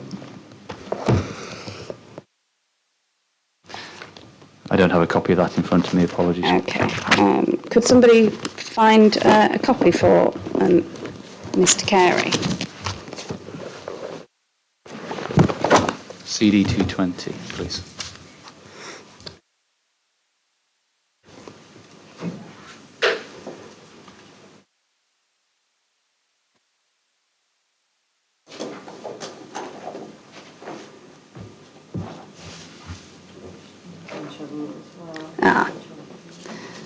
Sorry, ma'am. Yes, thank you, Mr. Bassett. Perhaps if the authority has a spare copy, we could let the inspector borrow that one for the moment.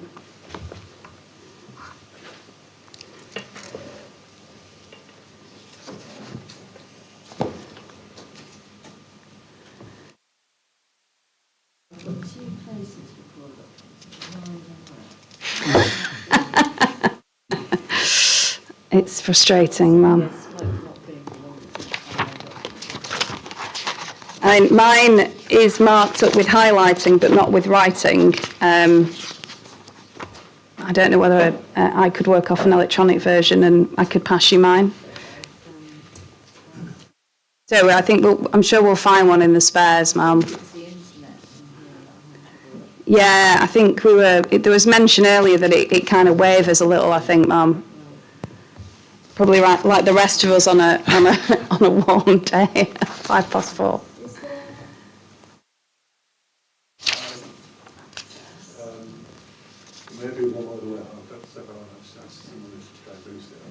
I was told that the free ones seem to be okay. It seemed to be, but I can't. It switches off. Yeah, I know that. Been in this game a while.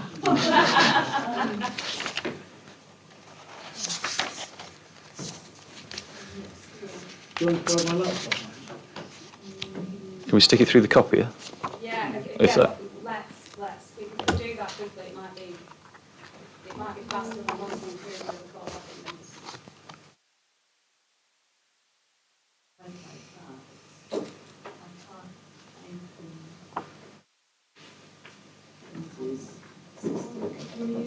You got access? Okay. We've got a plan. Someone else's laptop that is working. Yes. Documents there, Okay, it's a touch screen. Oh, it is. Oh dear. Right. Oh, I'll go down. I'll go over to school.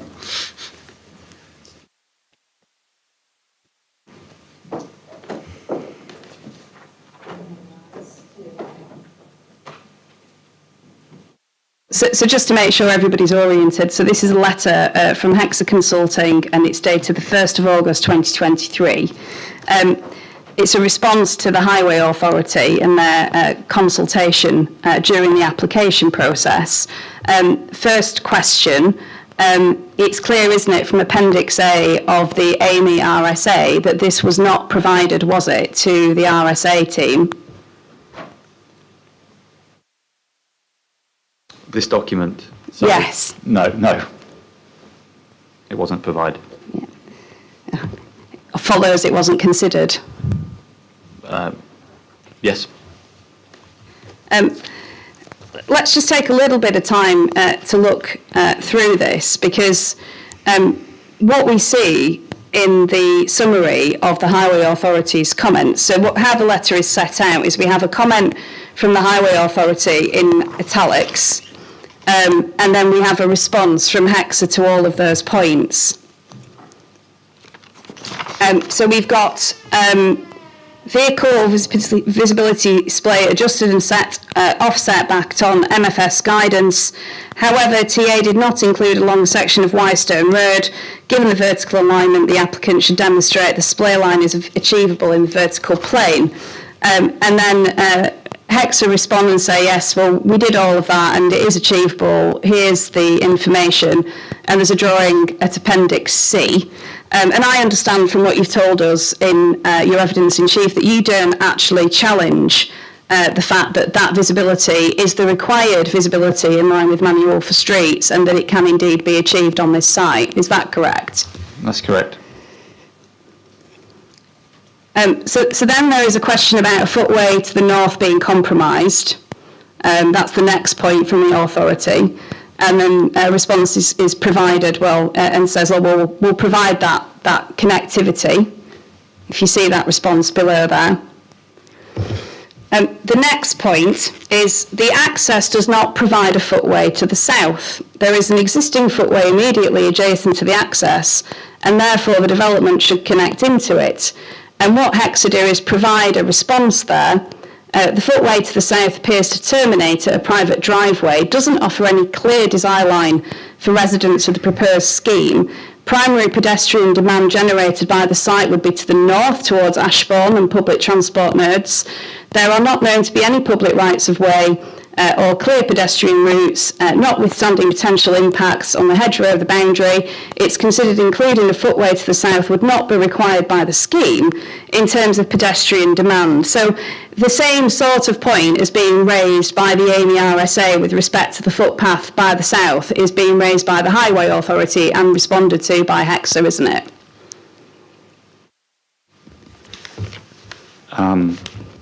Yeah, I think we clarify the reasons for the footpath, or obviously this context here is in terms of demand, not safety. From a road safety audit perspective, I think it's important to distinguish the two.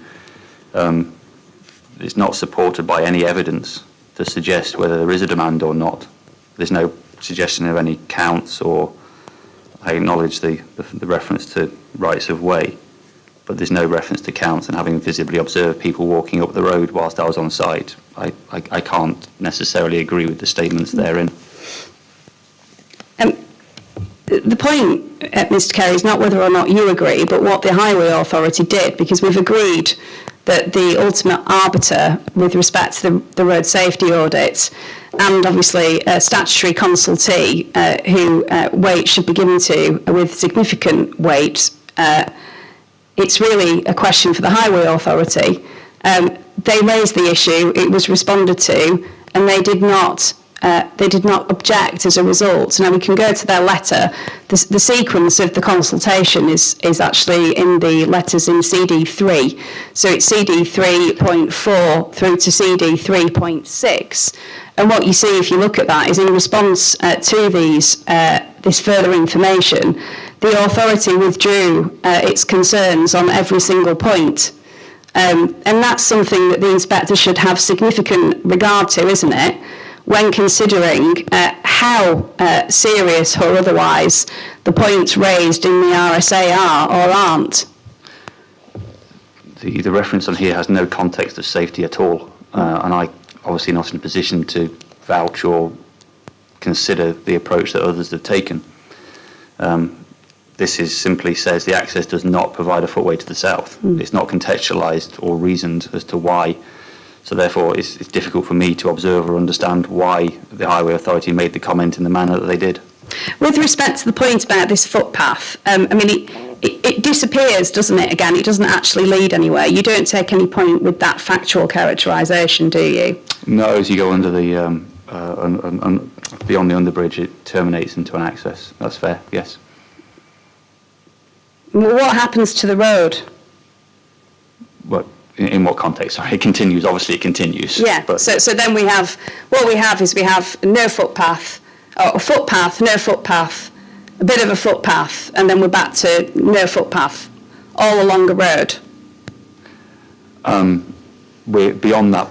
Beyond the bridge, the footpath disappears completely. It doesn't restart. It's not segmented or fractured as you suggest there. It is then absent in its totality. So therefore, well, it's not present, whereas adjacent to the site, you have an intermittent footpath.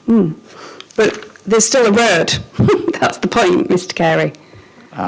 There is a road, yeah, indeed there is. But with no footpath. So couldn't it conversely be said that if there was going to be an additional link to the footpath being provided, that actually this would result in an additional highway safety issue, because the appellant would be providing a link to encourage people to go to the south from the scheme and end up on the carriageway of the road in any event? I mean, that's where that point takes you, isn't it, which is effectively nowhere. I think provision of the footway would support those users that currently walk along the road and provide that safety provision for those users. But what it does is it encourages people potentially, doesn't it, to go in a route where that footpath doesn't continue and they're in the same position as you say they will be in as a result of this development. Do you not see the contradiction in the position? Potentially. Again, I can't vouch for how the footpath will be interpreted. But those that theoretically, yes, it could. They could, but again, that would be down to the individual user. You mentioned in the evidence in chief that you've seen people walking on the carriageway in this direction along the site without the appeal scheme. Mr. Price provides 7 years' worth of personal injury accident data, doesn't he? Yes.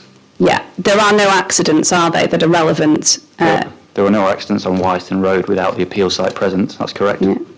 But people are already using it. Yes, but they don't have the presence of the junction, which would then change driver behaviour. So the relevance of the data is clearly limited in that regard. It's only suitable for the current situation. Should the situation change, then the data will change. That's obvious. Okay.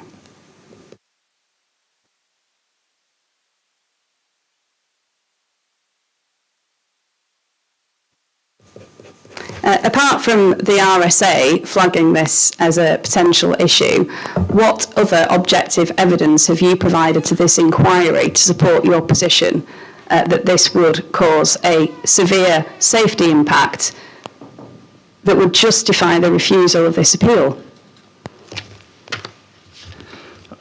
I think we've already covered the ground that from a pure standards and technical perspective, the numbers are appropriate in terms of what's been provided. The road safety audit, though, is a fundamental piece of the jigsaw in terms of determining the appropriateness of a solution. So in that respect, it is the road safety audit. Unfortunately, nobody is available for me to cross-examine who actually put together that road safety audit, aren't they? No, I wasn't personally responsible for putting it together. And so, given that I can't test that evidence, I have to invite the inspector to give it limited weight, don't I? Those are the normal procedures of an inquiry. It's effectively the same as a written representation, isn't it, Mr. Carey? 'Cause I can't cross-examine the person who's written it. Other than to defend that it was obviously prepared by accredited professionals with recognised qualifications who undertake this type of role on a previous basis, and clearly we can provide evidence to support that. But they are, I say, accredited and qualified professionals in this environment. They've got no reason to provide us a road safety audit other than to be relevant and appropriate. Just moving on to further in the consultation response in CD 220, can I just ask you to go to the third page, please? Where we have a comment from the Highway Authority saying public transport for the proposal exceeds recommended distances, and then the suggestion that it should be 300 metres to nearest, I think that should be bus stop, however 400 metres is the desired maximum, and so on and so forth.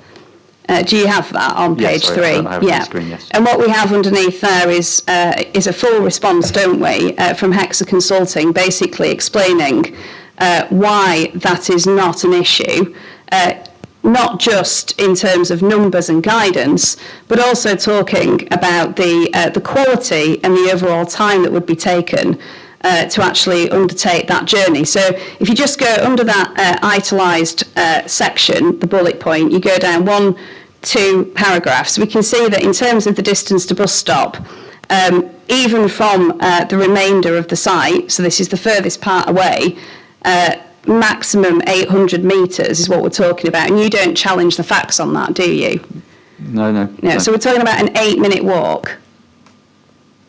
That's correct, isn't it?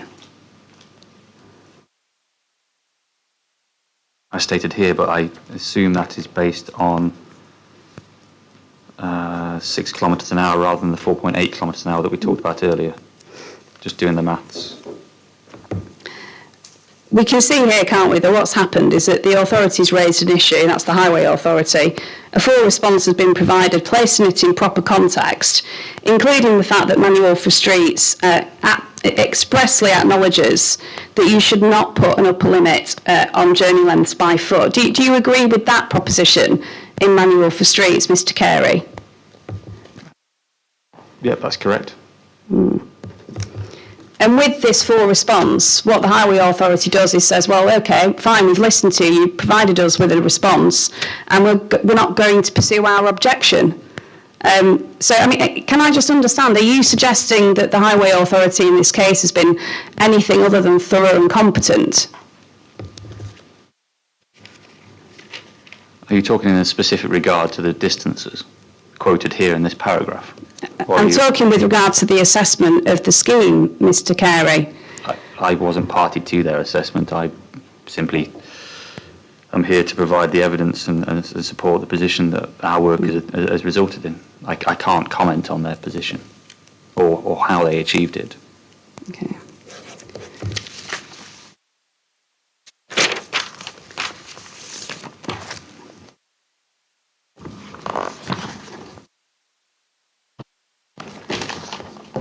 Right, you can put the letter away. CD 220. 220, yeah. I would invite you, ma'am, to read that outside of the inquiry. I'm grateful. I'm grateful.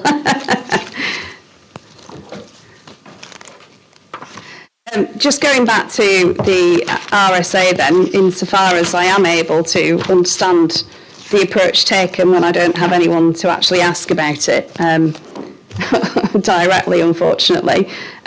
With respect to issue 1 that's mentioned, problem 1, I'm just trying to read my own notes, just bear with me.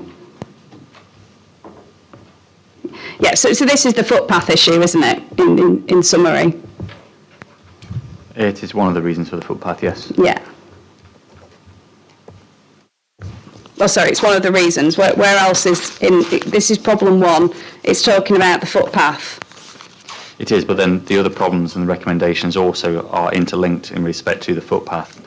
Well, I understand that's your interpretation, but I'm just talking about what the actual RSA says. The RSA doesn't make that assumption, does it, and interlink all of these problems together? No, because they're they are deliberately identified separately. Yeah. So I'm just talking about what's in the RSA at the moment. Okay. So this one is about the footpath, isn't it? And it's right, isn't it, that we already have residential development nearby, don't we? We've got the Red Row scheme. That's correct, yes. Yeah. And again, there haven't been any accidents thus far, have there? Not based on the data that Mr. Price has submitted. No. And that should be given significant weight, shouldn't it? In the context of the scheme not being present, yes. It's only relevant for the current situation. Accident data doesn't exist for the scheme once it's implemented, or if it's implemented. Aside from the comment in the road safety audit at problem 1, there isn't any objective evidence, is there, from yourself or anybody else on behalf of the planning authority about a material risk to safety? The primary source here is the road safety audit. Yeah, and I just said, apart from that, there isn't any other evidence, is there, Mr. Carey? No, I don't believe so.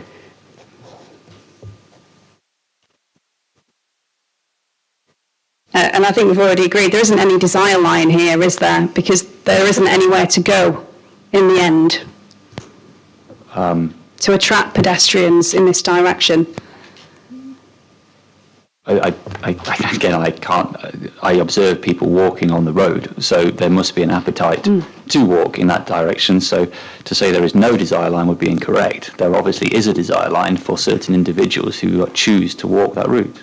Okay, when you say you've observed people walking on the road, Mr. Carey, let's just be very, very clear about this. How long were you there for, and how many days did you visit the site, and how many people did you see? I saw 2 people in the space of 10 minutes.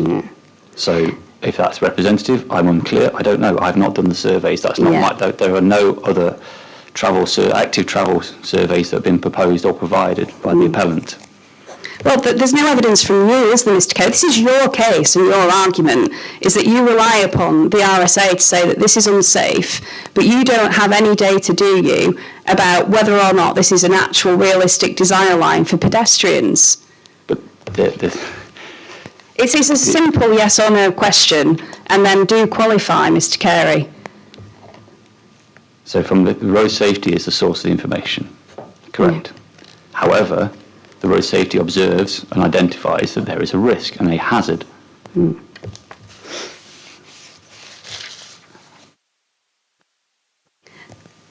respect of the recommendation, deterrent measures, Mr. Carey, that could be dealt with at the detailed design stage as part of a Section 38 or Section 278 if it was considered necessary by the Highway Authority, couldn't it? Who are the ultimate arbiter of this issue? There's no evidence of an alternative solution being put forward. So as I mentioned earlier, to repeat myself, the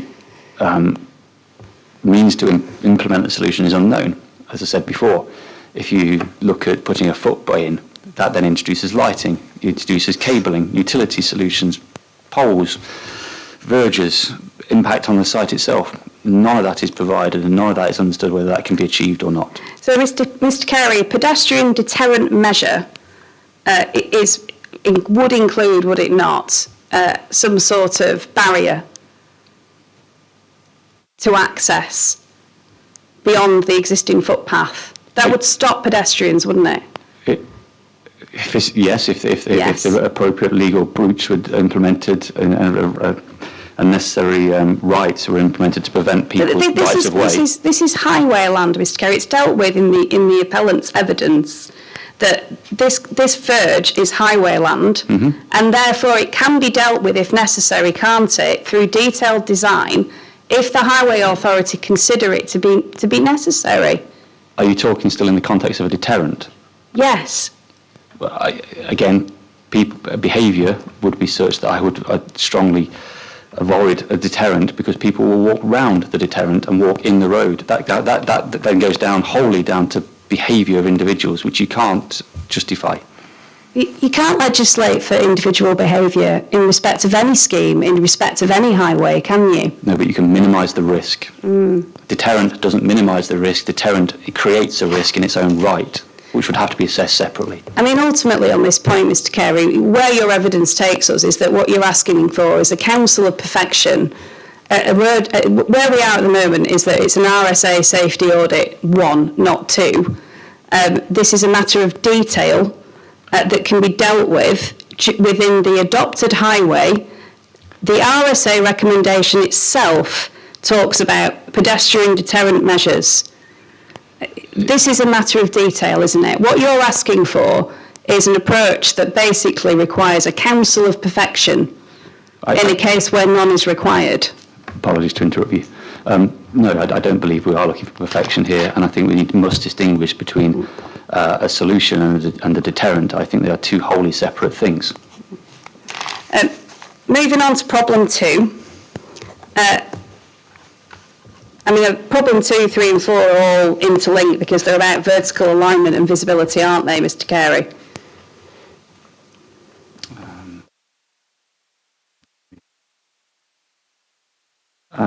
Yes.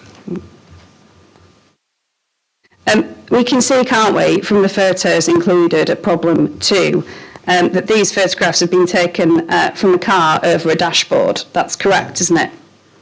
It is, but I would revert to my previous point around the safety of taking any other photographs. I understand the point that you gave, but the issue is that those photographs, because of where they've been taken, provide a misrepresentative image, don't they, of where the visibility display starts and stops. They're not intended to show where the visibility displays start and stop. They're intended to show the topography of the road and therefore potential limited visibility. Well, I'm sorry, can we just have a look at what figure 2.21 is described as? Forward visibility from the south approach. It's quite clearly there to indicate forward visibility, isn't it? It says view of limited visibility to the right from the proposed access. So we're looking at the same photo, sorry, apologies. 2.2-1. Or are we on problem 2? I talked about the birth of the photographs at problem 2. That's what I took you to, and I said they're both taken from a dashboard, aren't they? They are, yes. And I said it's misrepresentative of visibility display. And you said that's not what they're intended to provide. And then I took you to the description at figure 2.2.1. That is there to provide that indication, isn't it?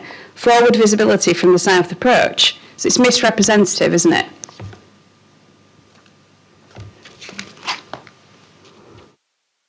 It's not claiming to be the visibility display. It's talking about visibility in the broader context.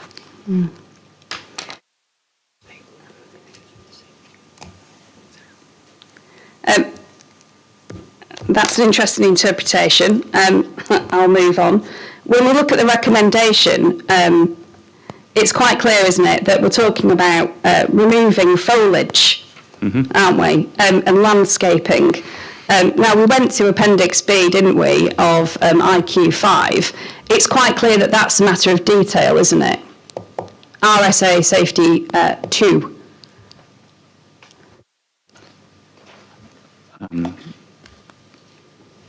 Yes, I wouldn't argue that in terms of management and maintenance of the verge could be a detailed design, but I would always seek confidence that it can be achieved because of the scale of it.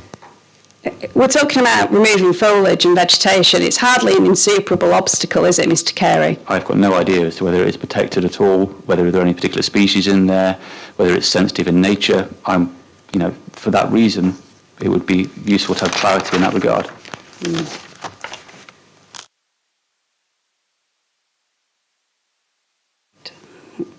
Over that.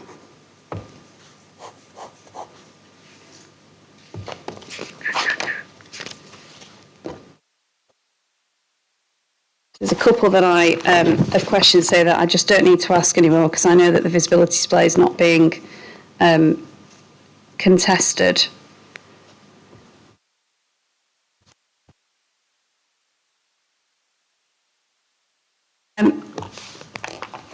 Problem 3, extra visibility distance for drivers.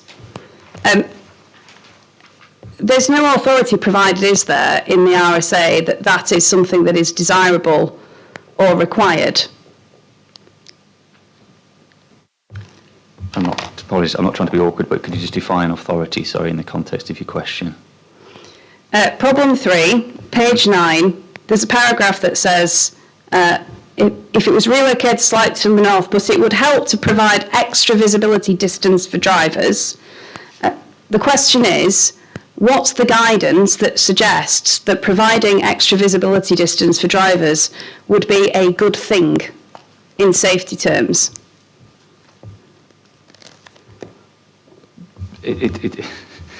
It isn't a guidance. In the context of your question, it isn't guidance. It is a means to resolve the issue that's been identified by the road safety audit, and for the designer to consider whether moving the junction would be a solution to resolve the problem that has been highlighted.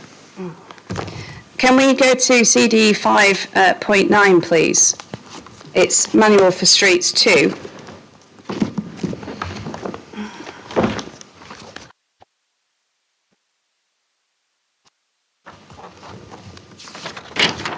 Section 10, page 73.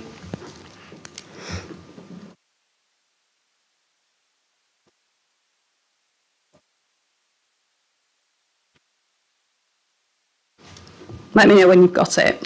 So I'm just downloading it now. Of Section course. 10, yes, page Section 10. 73. It is, that's where the section starts, Mum, and it is the internal number. Yes, I have that. It looks like there are only odd page numbers given, which does. makes it difficult. So you only get a page number every second page. I think it's an A3 document when it's live. Yeah.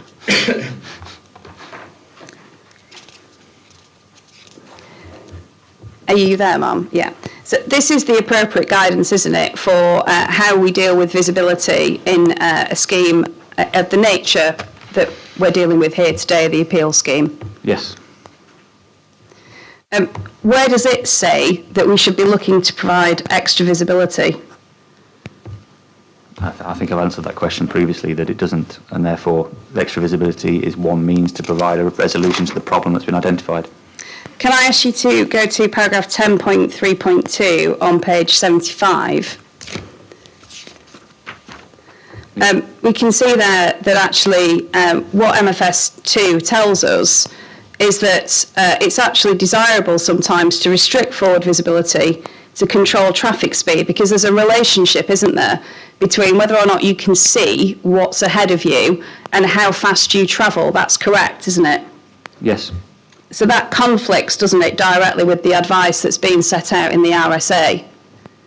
I think not necessarily. It referenced there will be situations in locations. So it's making it explicit there that it's dependent upon the situation and dependent upon the location as to whether that's appropriate or not. Can we go to paragraph 10.5.9, please, which is, well, it's page 78, but there won't be a number because it's odd, rather even. Yes, I have it, yes. So it tells us there that, and this is in respect of the Y distance, so this is where we're looking out of the junction, isn't it, into the carriageway. Correct. And what this tells us is that unless there is local evidence to the contrary, a reduction in visibility below the recommended levels will not necessarily lead to a significant problem. That's the correct guidance, isn't it, about the Y distance? As guidance, but again in the context of the paragraph, unless there is local evidence to the contrary, which invites the geographical and topographical specificities to be considered. I see. So in your interpretation of local evidence to the contrary, you say that's just simply the topography in this location of this junction. Is that the evidence on which you rely?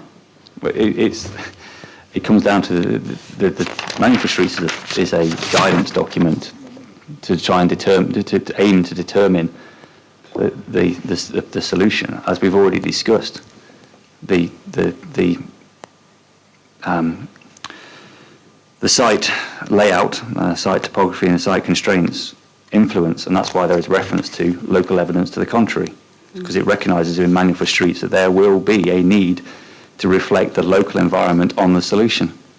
Well, that's not what it says, though, is it? It doesn't say reflect the local environment, Mr. Carey. It says unless there is local evidence to the contrary. That implies something objective and data-focused, doesn't it?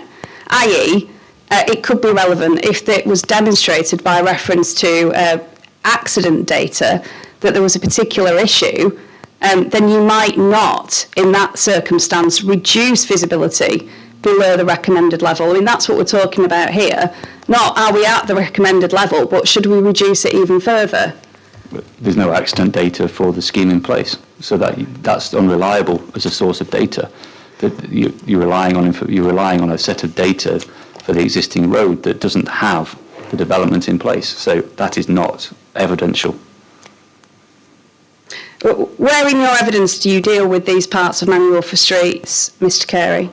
I haven't gone into that level of detail.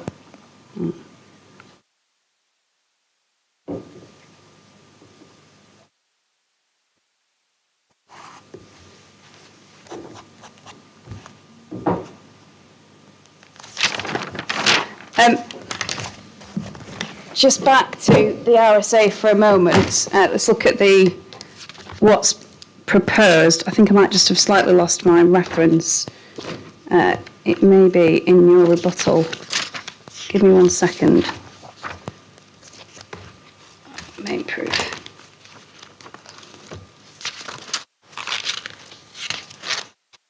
Lost the reference. Sorry, just give me 1 moment. Where's the RSA gone?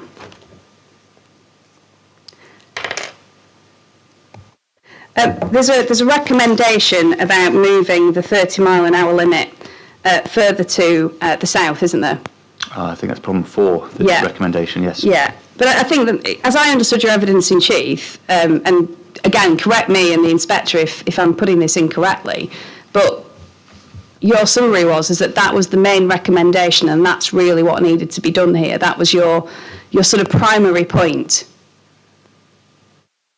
I think we need to, the reference to the 30-mile-an-hour limit in problem 4 is a suggestion reflecting the road geometry from the road safety audit team.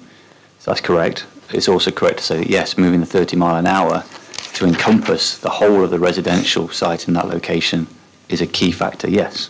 Yeah.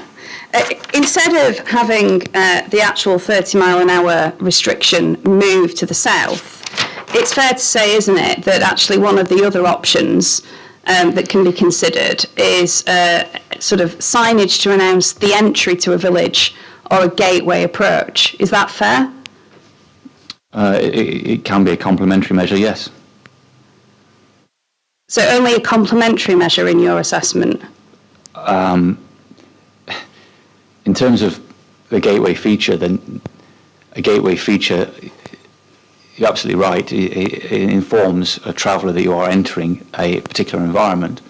It's not wholly specific as to what the gateway feature signifies. But it will influence perception. You're entering an urban area, you can expect people to be coming out of residential estates in urban areas onto the main road. I'm not sure what sort of gateway feature you envisage that would convey all that information.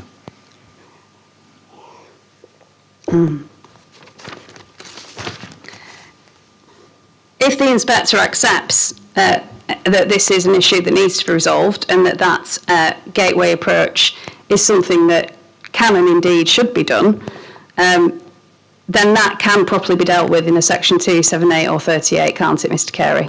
As a gateway feature? Yes. As a singular facet, yes. Yeah. But not in respect to the other points that we've discussed. Yeah. But yes, a gateway feature, as long as I say, I'm not familiar with the highway land and the boundaries, etc., but theoretically, if the land was available, then yes.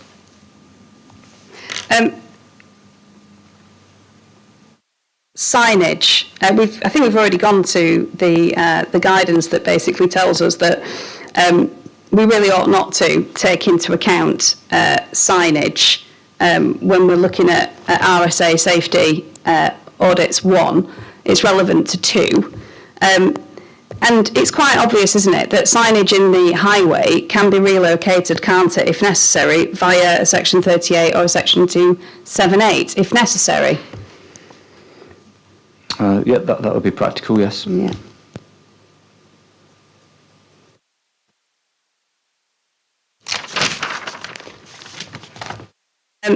Problem 6, sharp angles of the internal road layout. Again, that's a matter of detailed design, isn't it? Appropriate for a Stage 2 audit, and it can be dealt with under a Section 38 or a Section 278.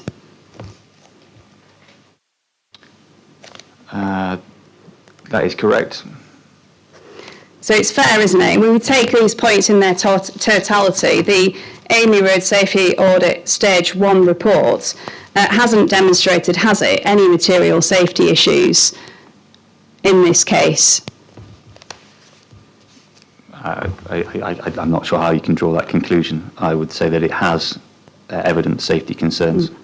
Well, look, I don't expect you to give away your entire case, Mr. Carey. That's that hardly ever happens under cross-examination, but I have to put the point so that it's not taken against me. In regard to problem 6, that you identify, I accept that obviously could be done as a detailed design matter, but was within the scope of the brief. Pick up your rebuttal then, please, for me. And you'll also need the RSA that was appended to Mr. Price's main proof of evidence.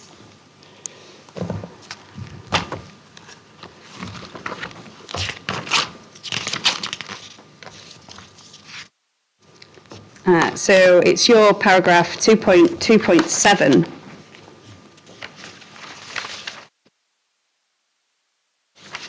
Yeah. Sorry. Yes. So you say at 2.2.7 that the issue flagged in the appellant's RSA, so that's section 3 of the RSA, Appendix A to Mr. Price's main proof. You say that has highlighted an issue with visibility that needs addressing. Do you see that at the end of paragraph 2.2.7? Yes. Yeah. Well, actually, what it's talking about, if we look at summary, so under problem 1 we've got location, then we've got summary. We're talking about lack of awareness, aren't we, of a junction? So it's not actually a visibility issue per se, is it? It's about potential lack of awareness of a junction. The paragraph opens with whilst visibility, but the fourth line talks about with visibility being restricted. So it does sort of contradict itself within its own paragraph. Okay, so.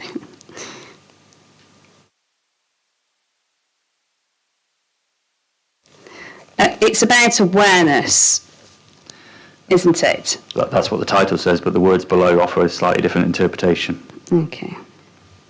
And what it tells us in the recommendation is that we can deal with it by either relocating, as part of the detailed design, we can relocate the speed limit so that drivers know they're entering a predominantly residential area. There's a further recommendation that warning signs can be placed off-bound approach. Do you see that? Yes. Warning drivers of junction to the left. That could be done whether or not we move the 30 mile an hour speed limit, couldn't it, Mr. Carey? I couldn't comment on where the signage would go, given the horizontal geometry and the poor forward visibility as a result of aspects out with your site, such as the bridge. You would then be limited, and I would suggest locating a warning drivers to the left will be difficult, but subject to further design. It's a detailed design matter, isn't it? In the context of an individual sign, yes. In the context of the solution, no.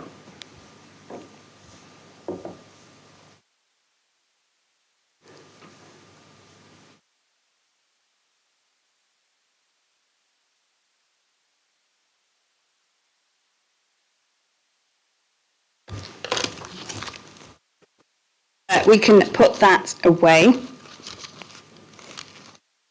Just in terms, actually, before we do that, in terms of gateway approaches, actually, let's see if we can agree this, because seems to be an awful lot that you're not able to comment on. A gateway approach can include design features like dragon's teeth, can't it? If appropriate, yes. Cutting back planting. Again, yes. Signs that say welcome to Ashbourne. Yes. Yeah. Right. We went earlier to the 2018 study, and I'd like to just take that up again, because we agreed that this is what you'd relied upon for the suggestion that there was an issue, potentially, at the Sturson Road junction. It's CD 6.23.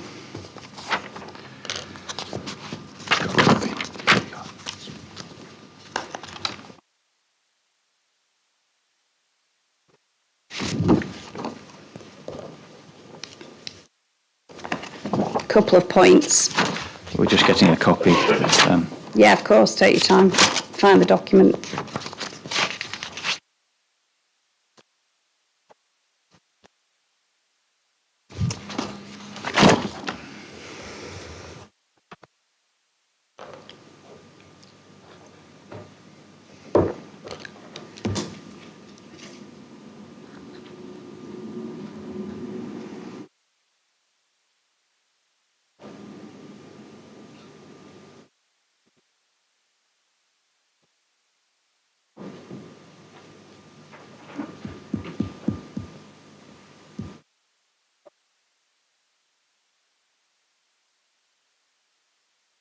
Are you able to find it electronically, or are we just waiting for a copy? It's not downloading for me. Oh, I see. Sorry. Is it downloading for you, ma'am? Yeah. I'll try again.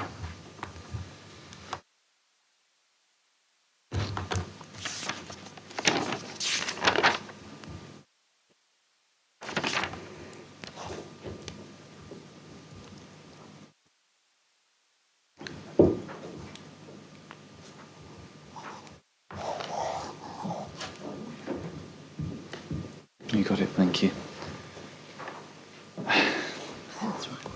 We'll go plan B again. This is the Ashbourne Transport Study Stage 1 report. It is, yeah. Yes. So, just firstly, page 39, table 9.6.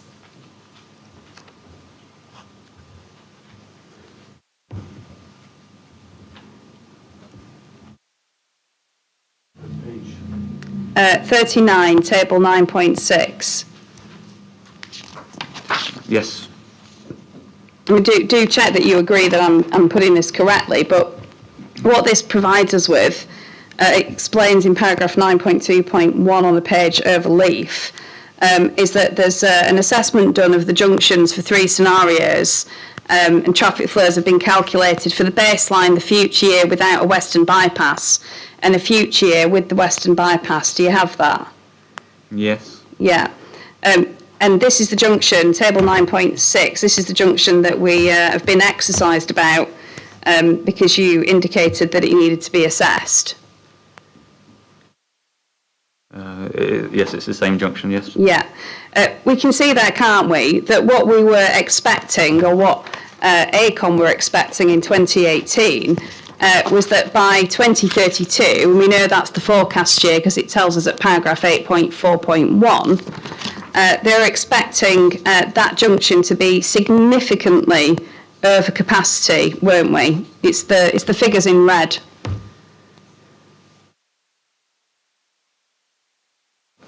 Yeah, because yes, the negative figures in terms of percentage of reserve capacity. That I think we're looking at that column, aren't we? Yeah. Rather, yeah.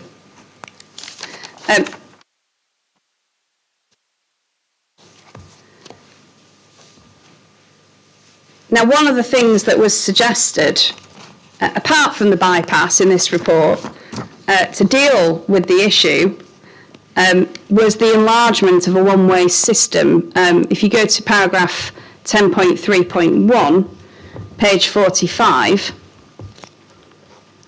can we agree that that was one of the other options that was being considered to address the capacity issue here?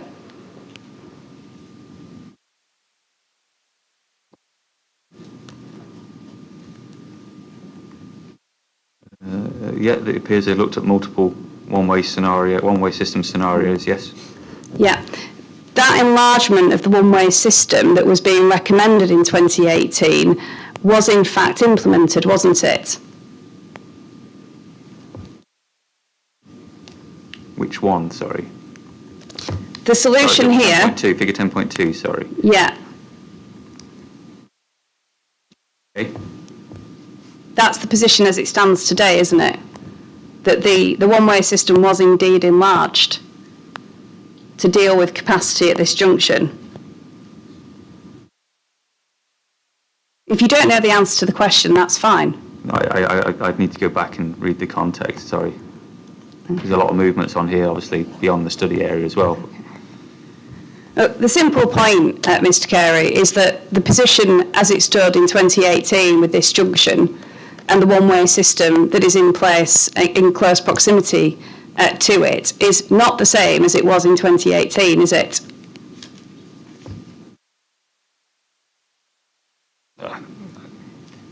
In terms of the... Do you know the answer to the question or not? Sorry. When you reference 2018, you're referencing the Ashbourne Transport Study. Well, yes, because it's telling us there wasn't a one-way system in this particular aspect, and it's talking about the enlargement of it in the future. Don't disagree. They're two different solutions in terms of the reports, but as to the efficiency or effectiveness of the one-way system, that... No, you're misunderstanding the question. It's a simple matter of fact. In 2018, the AECOM report tells us that there was a more limited one-way system in place. As at today, that system has been enlarged, hasn't it, in accordance with the report? Yes. And therefore, it's not credible, is it, to rely on an issue that's been flagged in a 2018 report as a potential problem when actually the facts have changed with respect to the highway network and how it operates. So I appreciate where you're taking the questioning. Well, I mean, that's what cross-examination is, I'm afraid, Mr. Carey. I've got no problems with it at all. The point being, though, is that there was an issue identified in take either report, a solution was proposed, and therefore, in terms of understanding whether that issue has resolved itself, what would warrant investigation, clearly we didn't have the understanding from the AECOM report here as to whether it was effective or not. So it's not unreasonable to challenge or question the effectiveness of a proposed solution to see whether it has resolved the math problem or not, because without reading fully on here, I'm assuming this was a theoretical solution backed up by calculations and hasn't been assessed in terms of actual data to determine its effectiveness. I stand corrected if that's an incorrect conclusion. You just weren't aware of it, were you, Mr. Carey? You just didn't realise that a change had happened. I'm not entirely sure it's relevant because the issue an issue was identified. Yes, there was a solution. That was 2018. We're 6 years on now. It is feasible, entirely feasible, that an issue remains. So therefore, I don't think our evidence suggests the effectiveness of the rise. It was simply to prompt that it was recognised as a key junction in the town which suffered and experienced problems. So I think that's irrelevant. Okay, so it's irrelevant. Your subjector is irrelevant in terms of whether I knew or not.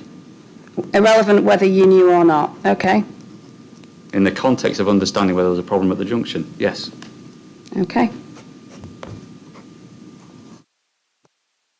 I've got your answer, Mr. Carey. I'll move on. Now, Mr. Price has worked incredibly hard, hasn't he, since you raised this particular concern for the first time in your evidence to make sure that an assessment was carried out of this particular junction. And what we can see are the results of that, can't we, at page 13 of Mr. Price's rebuttal.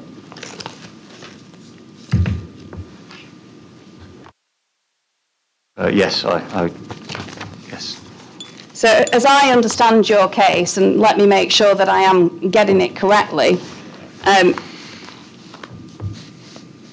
you point to an increase of vehicles, 2 additional cars on one arm of the junction. I assume you're referring to table 2.6 on the Yes, an increase, yes, of just over 2 vehicles, yes. on one arm of the junction. That's correct, yes.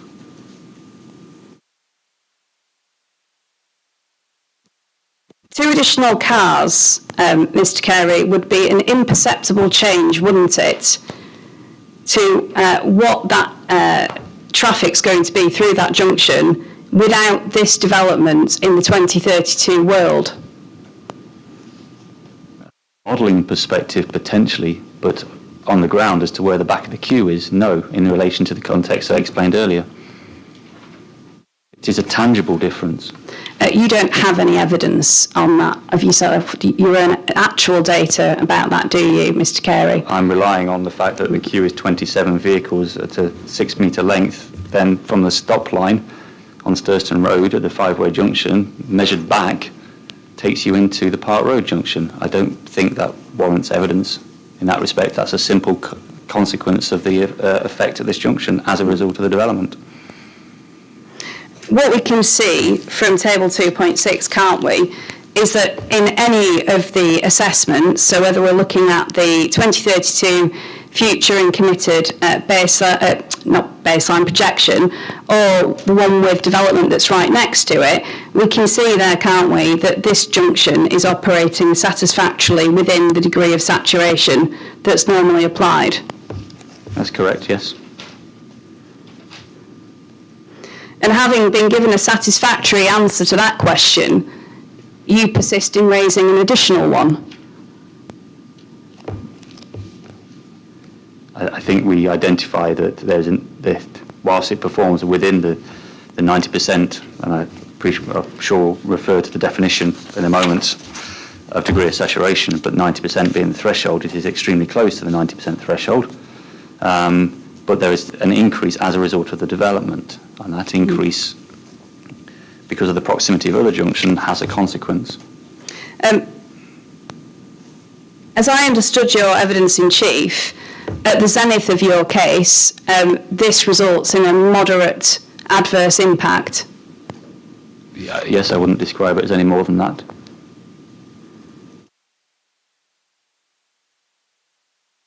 So it's not a reason for refusal, is it, Mr. Carey, in accordance with the MPPF? That's correct.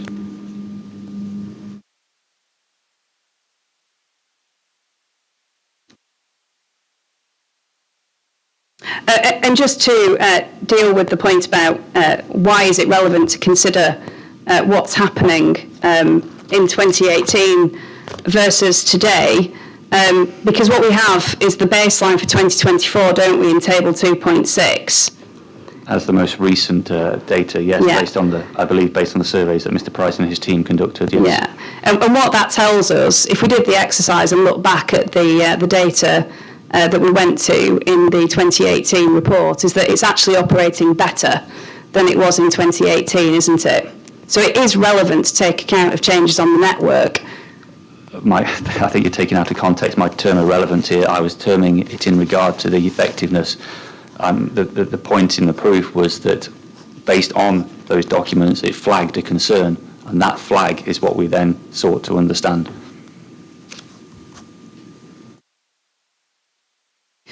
You said in evidence in chief again that you didn't know why this hadn't been assessed. The simple answer to that point is because it was agreed with the Highway Authority that it didn't need to be assessed. That's the position, isn't it, Mr. Carey? I believe that's the conclusion of those conversations, but that's not the position that we adopted once we reviewed the available information.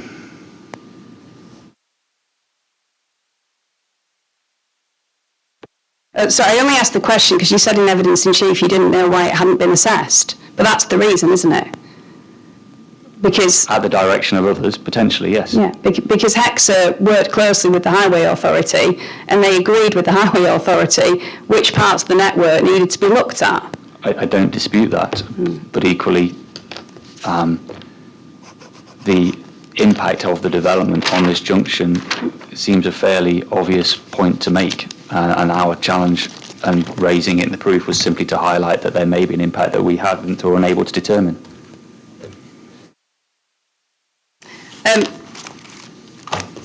I'm going to move on to accessibility, ma'am, so I don't know timing-wise, we're at 5:05, whether you want to break there.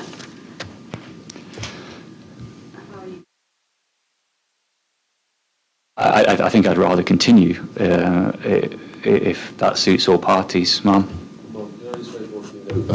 I'm not, I don't, there's really, I don't know whether you've got any more questions, but there'll be, apologies, I'm sorry, re-examination. So I think Mr. Carey's going to have to come back on any of it, because I think I'm probably not going to be in a position to do that all today. Yeah. And do you have a timescale for the next? There's sort of two more areas, isn't there? There are, I think, I'm guessing around, well, I said about 2 hours. I've been about an hour-ish, so probably about another hour.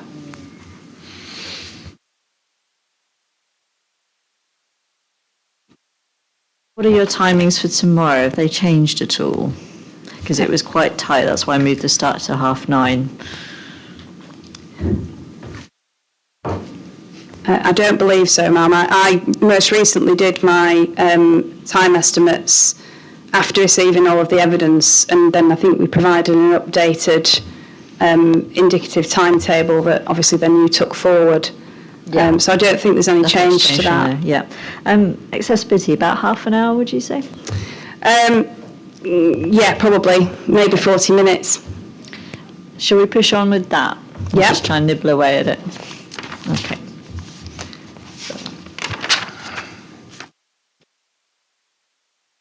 First of all, let's just go to policy, please.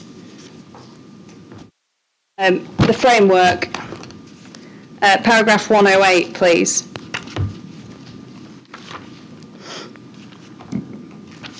Apologies, of which document? The framework, the MPPF. I don't have that open in front of me. If have you got? Thank you. Cheers. Thank you very much. I do now. Sorry. So what 108C tells us, Mr. Carey, is that we should take opportunities to promote walking, cycling and public transport, and that they should be identified and pursued. Keep that in your mind. In this case, there is a proposal for a sustainable travel plan, isn't there? Yes. So that is being identified and pursued as an opportunity to promote walking, cycling and public transport use, isn't it? Yes.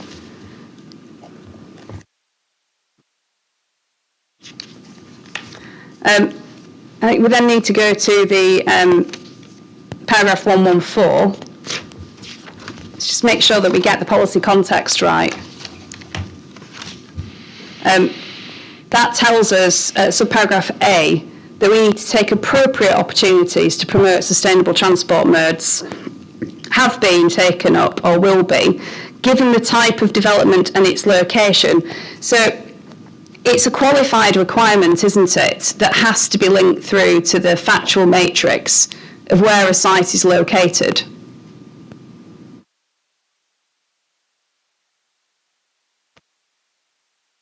Yeah, based on the description, yes. Then just down from there, paragraph 115, obviously we've already been to this in part. it's quite clear, isn't it, that the inspector should only refuse the appeal on highways grounds if there will be an unacceptable impact on safety or a cumulative impact on the highway that would be severe.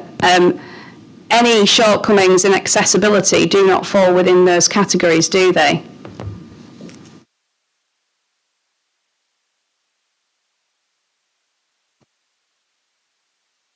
No.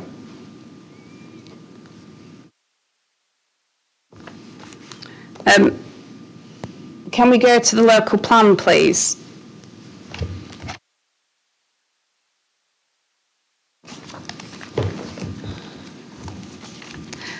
Sorry, forgive me, Mr. Carey. Actually, I am sorry. I do need to just go back very quickly to the point about the junction that we were talking about previously. Yeah. So this is what happens when you when you have to deal with points on the hoof. You raised a point in your rebuttal and evidence in chief. I mean, I think indeed it was in my learned friend's opening statement about the methodology that Mr. Price has used. I just want to be clear for the inspector and the inquiry. That methodology is set out in detail, isn't it, in Appendix C of Mr. Price's rebuttals. I think the calibration and validation is set out in Appendix C. I must admit I haven't had a chance to go back and check. I'm just taking my feedback from Mr. Price there in confirming that there was a calibration and validation. In respect to the methodology, I couldn't confirm whether that's in Appendix C, but I've listened. The discussion with Mr. Price at lunchtime confirmed verbally the approach taken. And I had no objection to the approach that Mr. Price has adopted. I'm grateful. In terms of understanding how much traffic goes through the junction that we're talking about, do you happen to know whether or not Mr. Price took into account any discount for modal shift? I couldn't answer that question now. I'll ask Mr. Price to explain.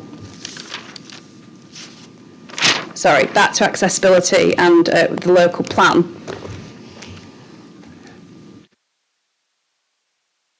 Which I seem to have lost.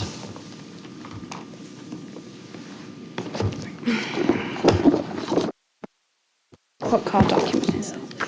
It is, ma'am. It's I've got it right here. It's CD 51.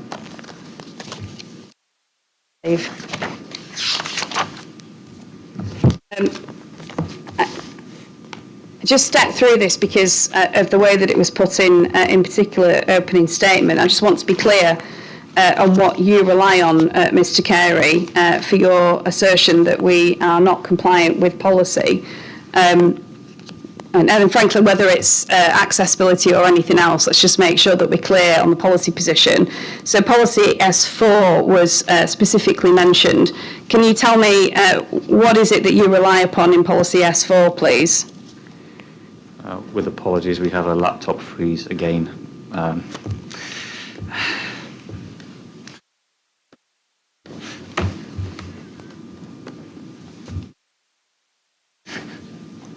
Do I have it? You have the data. I do. It's page 36 and 37.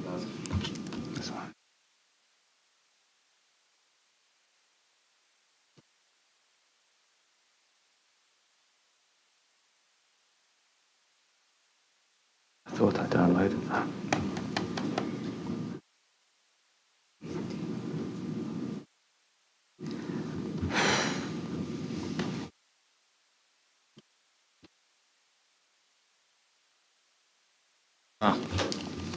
We have a paper copy.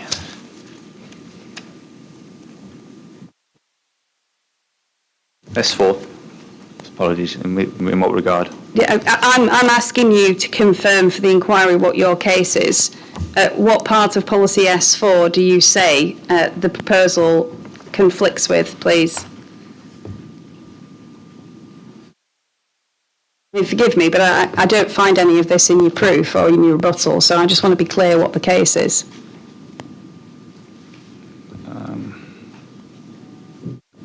In the context of highways, and I will defer to other witnesses from the team in regard to the wider context of policy. It's in respect to point R, or bullet R is how we want to frame it. Yeah, okay. So we're concerned with policy S4R. Anything else on that policy? I'm sure others will contribute in a wider No, context. I'm only talking about highways, Mr. Carey. I'm talking about your case.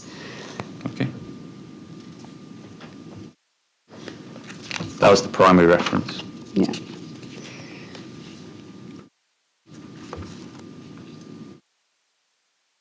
And the only part of your case that remains on the table is that relates to your supposition, at least in my submission, that the appeal scheme will have a safe access, because there's nothing between us on traffic really now, is there? We know that it won't be causing a severe impact.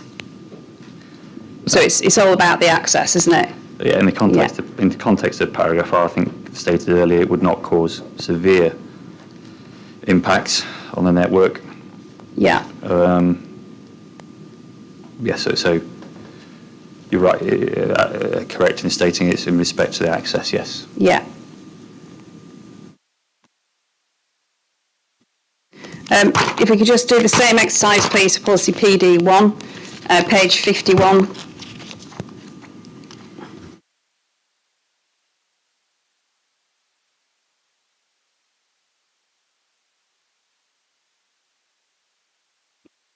In terms of your case, Mr. Carey, not the council's wider case on policy, what do you say the appeal proposal will conflict with?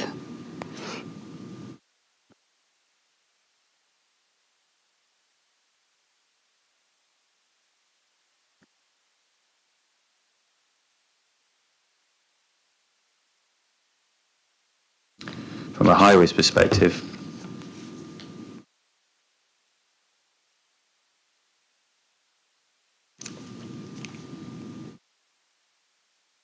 Forgive me, but is this Mr. Carey's area? Well, and the reason I'm asking is because of the way that it was put in opening, that Mr. Carey's evidence specifically led to a conclusion that there was a breach of these policies on highways grounds.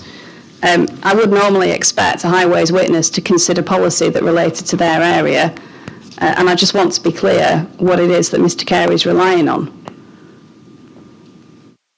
I mean, I'm happy to move on. It is.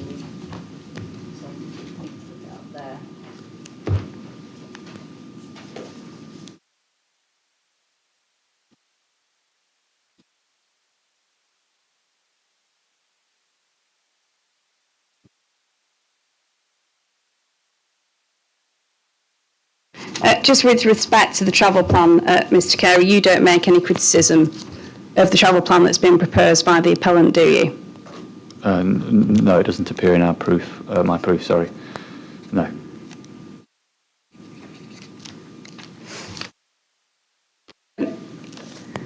It's fair, isn't it, that we're dealing here with the highest tier settlement for this district in terms of settlement tiers. Is that something that you were familiar with? Unfortunately, no. Okay.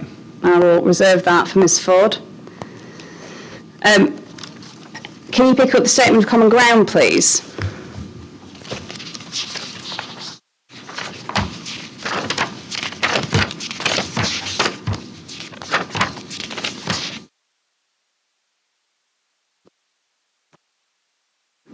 I have the document. Thank you. Can we go to paragraph 5.2?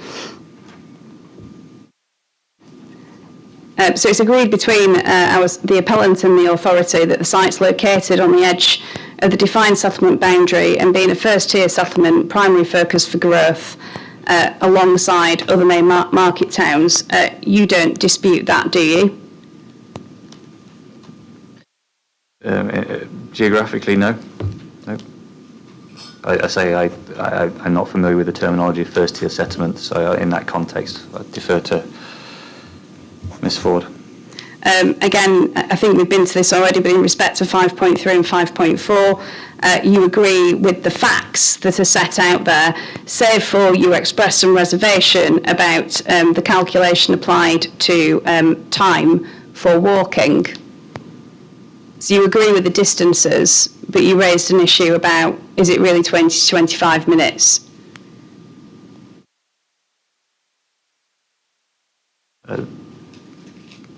That would be reasonable, yes. Yeah. So what would be reasonable? Your assertion, sorry. Yeah. So you were resigning from the statement of common ground on that point, aren't you?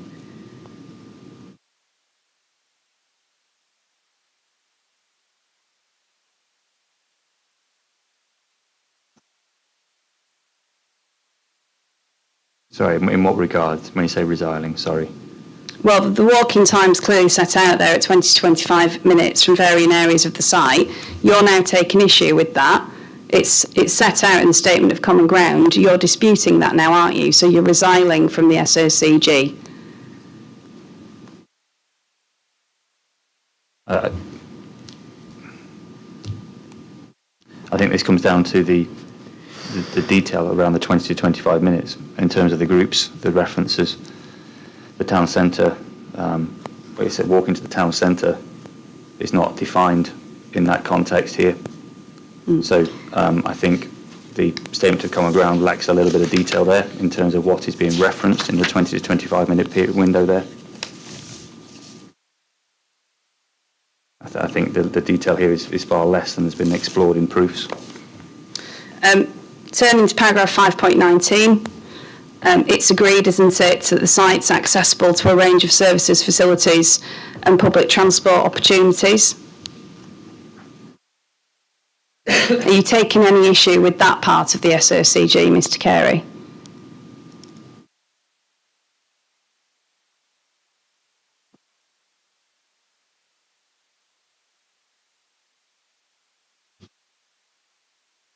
I'm a bit confused in the context of the wording accessible. The site is accessible. I guess it would be via car and transport to these facilities.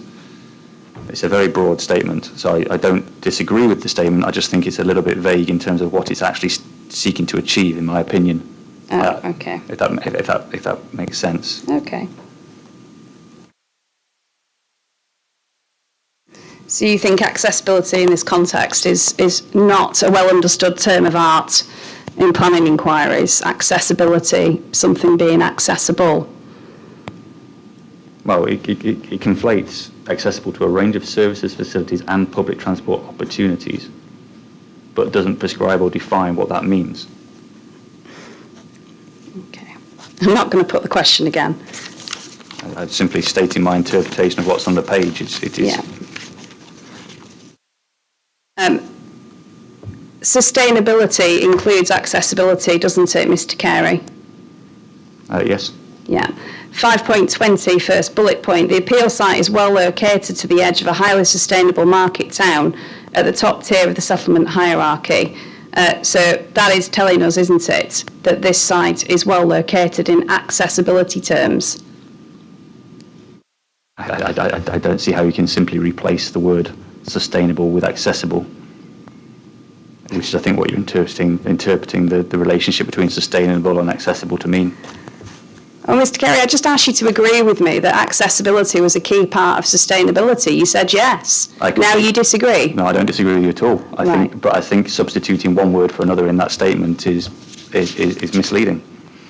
In respect, it's a totally logical answer. It includes, but it's not the same. Can we go to CD 5.2, please?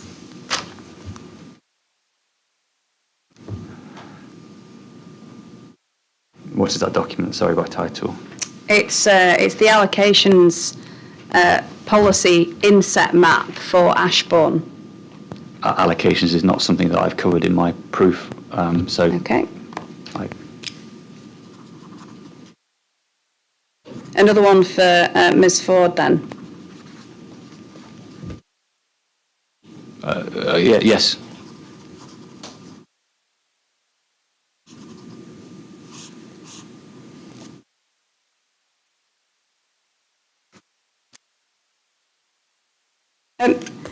In respect of your answers and evidence in chief, I was curious to understand. You kept mentioning about walking times and distances in respect of certain demographics. Firstly, what evidence have you provided about what the demographics of this development will be? It's of a nature and similar to the appellant's submission in regard to the demographics. It is a generalised position.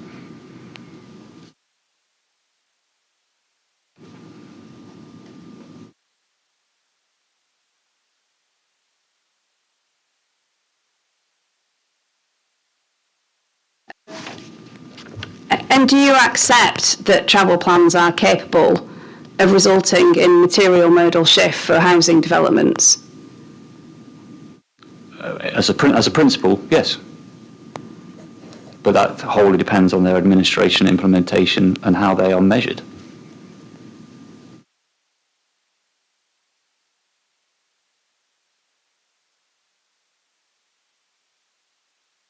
The internal road of the site, Mr. Carey, as I understood your position, you were expressing some concerns about the potential site gradient itself and the gradient of the road and how that may or may not dissuade somebody from either walking or cycling.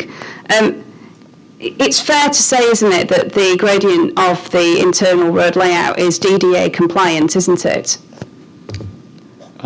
Based on the evidence, yes. Submitted, yes.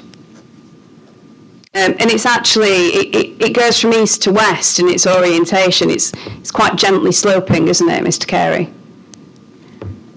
Over a long distance, yes. So whilst I don't disagree that it's DDA compliant, if a wheelchair occupant, for example, lived at the western end, that's 500 metres of a fairly steady gradient before accessing onto the public highway. Just thinking for a second about the nature of the Ashbourne settlements and indeed Matlock and the rest of the Derbyshire Dales Authority. I mean, hills are a common feature, aren't they, of living in this part of the country? Yes. You have to have some pragmatism, don't you? I don't dispute that Ashbourne is at the base of a hill. I live at the base of a hill. Ma'am, I think that's all I've got in respect of accessibility. But what I do need to do is probably pause, because I've not had chance to deal with the final issue in terms of preparing my cross. And I'm conscious that it's now 5:25. And I understand, of course, the driver to continue. But I, for one, I think I'm at the end of my ability to keep going, especially given how hot it is in this room. I think that's very wise. We're talking about this 5-arm junction then is the final point, Yes. and that new info. Yeah, I think that all makes sense. Happy with that. Yeah. Okay. Well done, everyone. Well done, Mr. Carey. Okay. Can I just check one point? First of all, so we'll continue tomorrow with your cross-examination, so that does put you in a very lonely position this evening. How much more time? I think there's probably about just half an hour, I would suggest. Start, yeah.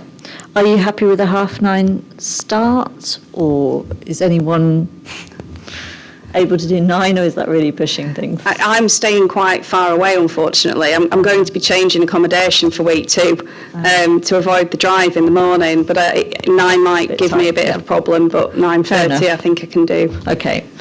So that more or less answers that. Okay, well, we'll resume in the morning at 9:30 then, and we'll finish your cross-examination, then we'll move on to Mr. Price. So that's the timetable. We'll just see how tomorrow goes. Perhaps we can run to about 5:30 again tomorrow, if everything runs to plan. Just one quick question in light of today's events. Mr. Hunter, can you just confirm to me the council's position in respect of reason for refusal 7, which is all about this pedestrian path, given that pedestrian link we've now had confirmed is to be removed? So, I can take instructions on that. Sorry, I wasn't 100% clear, but it did seem that was what was being said by Mr. Bassett, and it's been confirmed. I'd imagine, the public safety element of that goes away if there's no path. There's no public safety objection to that. In terms of the other aspect of it, I just need to check the wording again of the reason for refusal. Yeah, I think it mainly says it offers no access benefit, which we can probably accept. Yep. And then Oh, it's great, the I've got it. safety that Thank it you. runs alongside an attenuation feature. Yeah, I think, I confirm it totally in the understand your morning. point, and it may be, if I could confirm first thing in the morning. I Okay. think certainly parts of it clearly can't be applicable if You there's no suspect proposal. it may go It away. may be the whole thing. but Okay, yeah. all right, confirm in the morning then. So just a reminder on that, just that folder of plans, please, the absolute final versions of everything, because I think there's been a lot of versions of superseded plans, so I can work to that. That'd be good. Okay, I don't think there's anything else then. Right, okay, well, thank you everyone for the first day. I think we're all getting along nicely.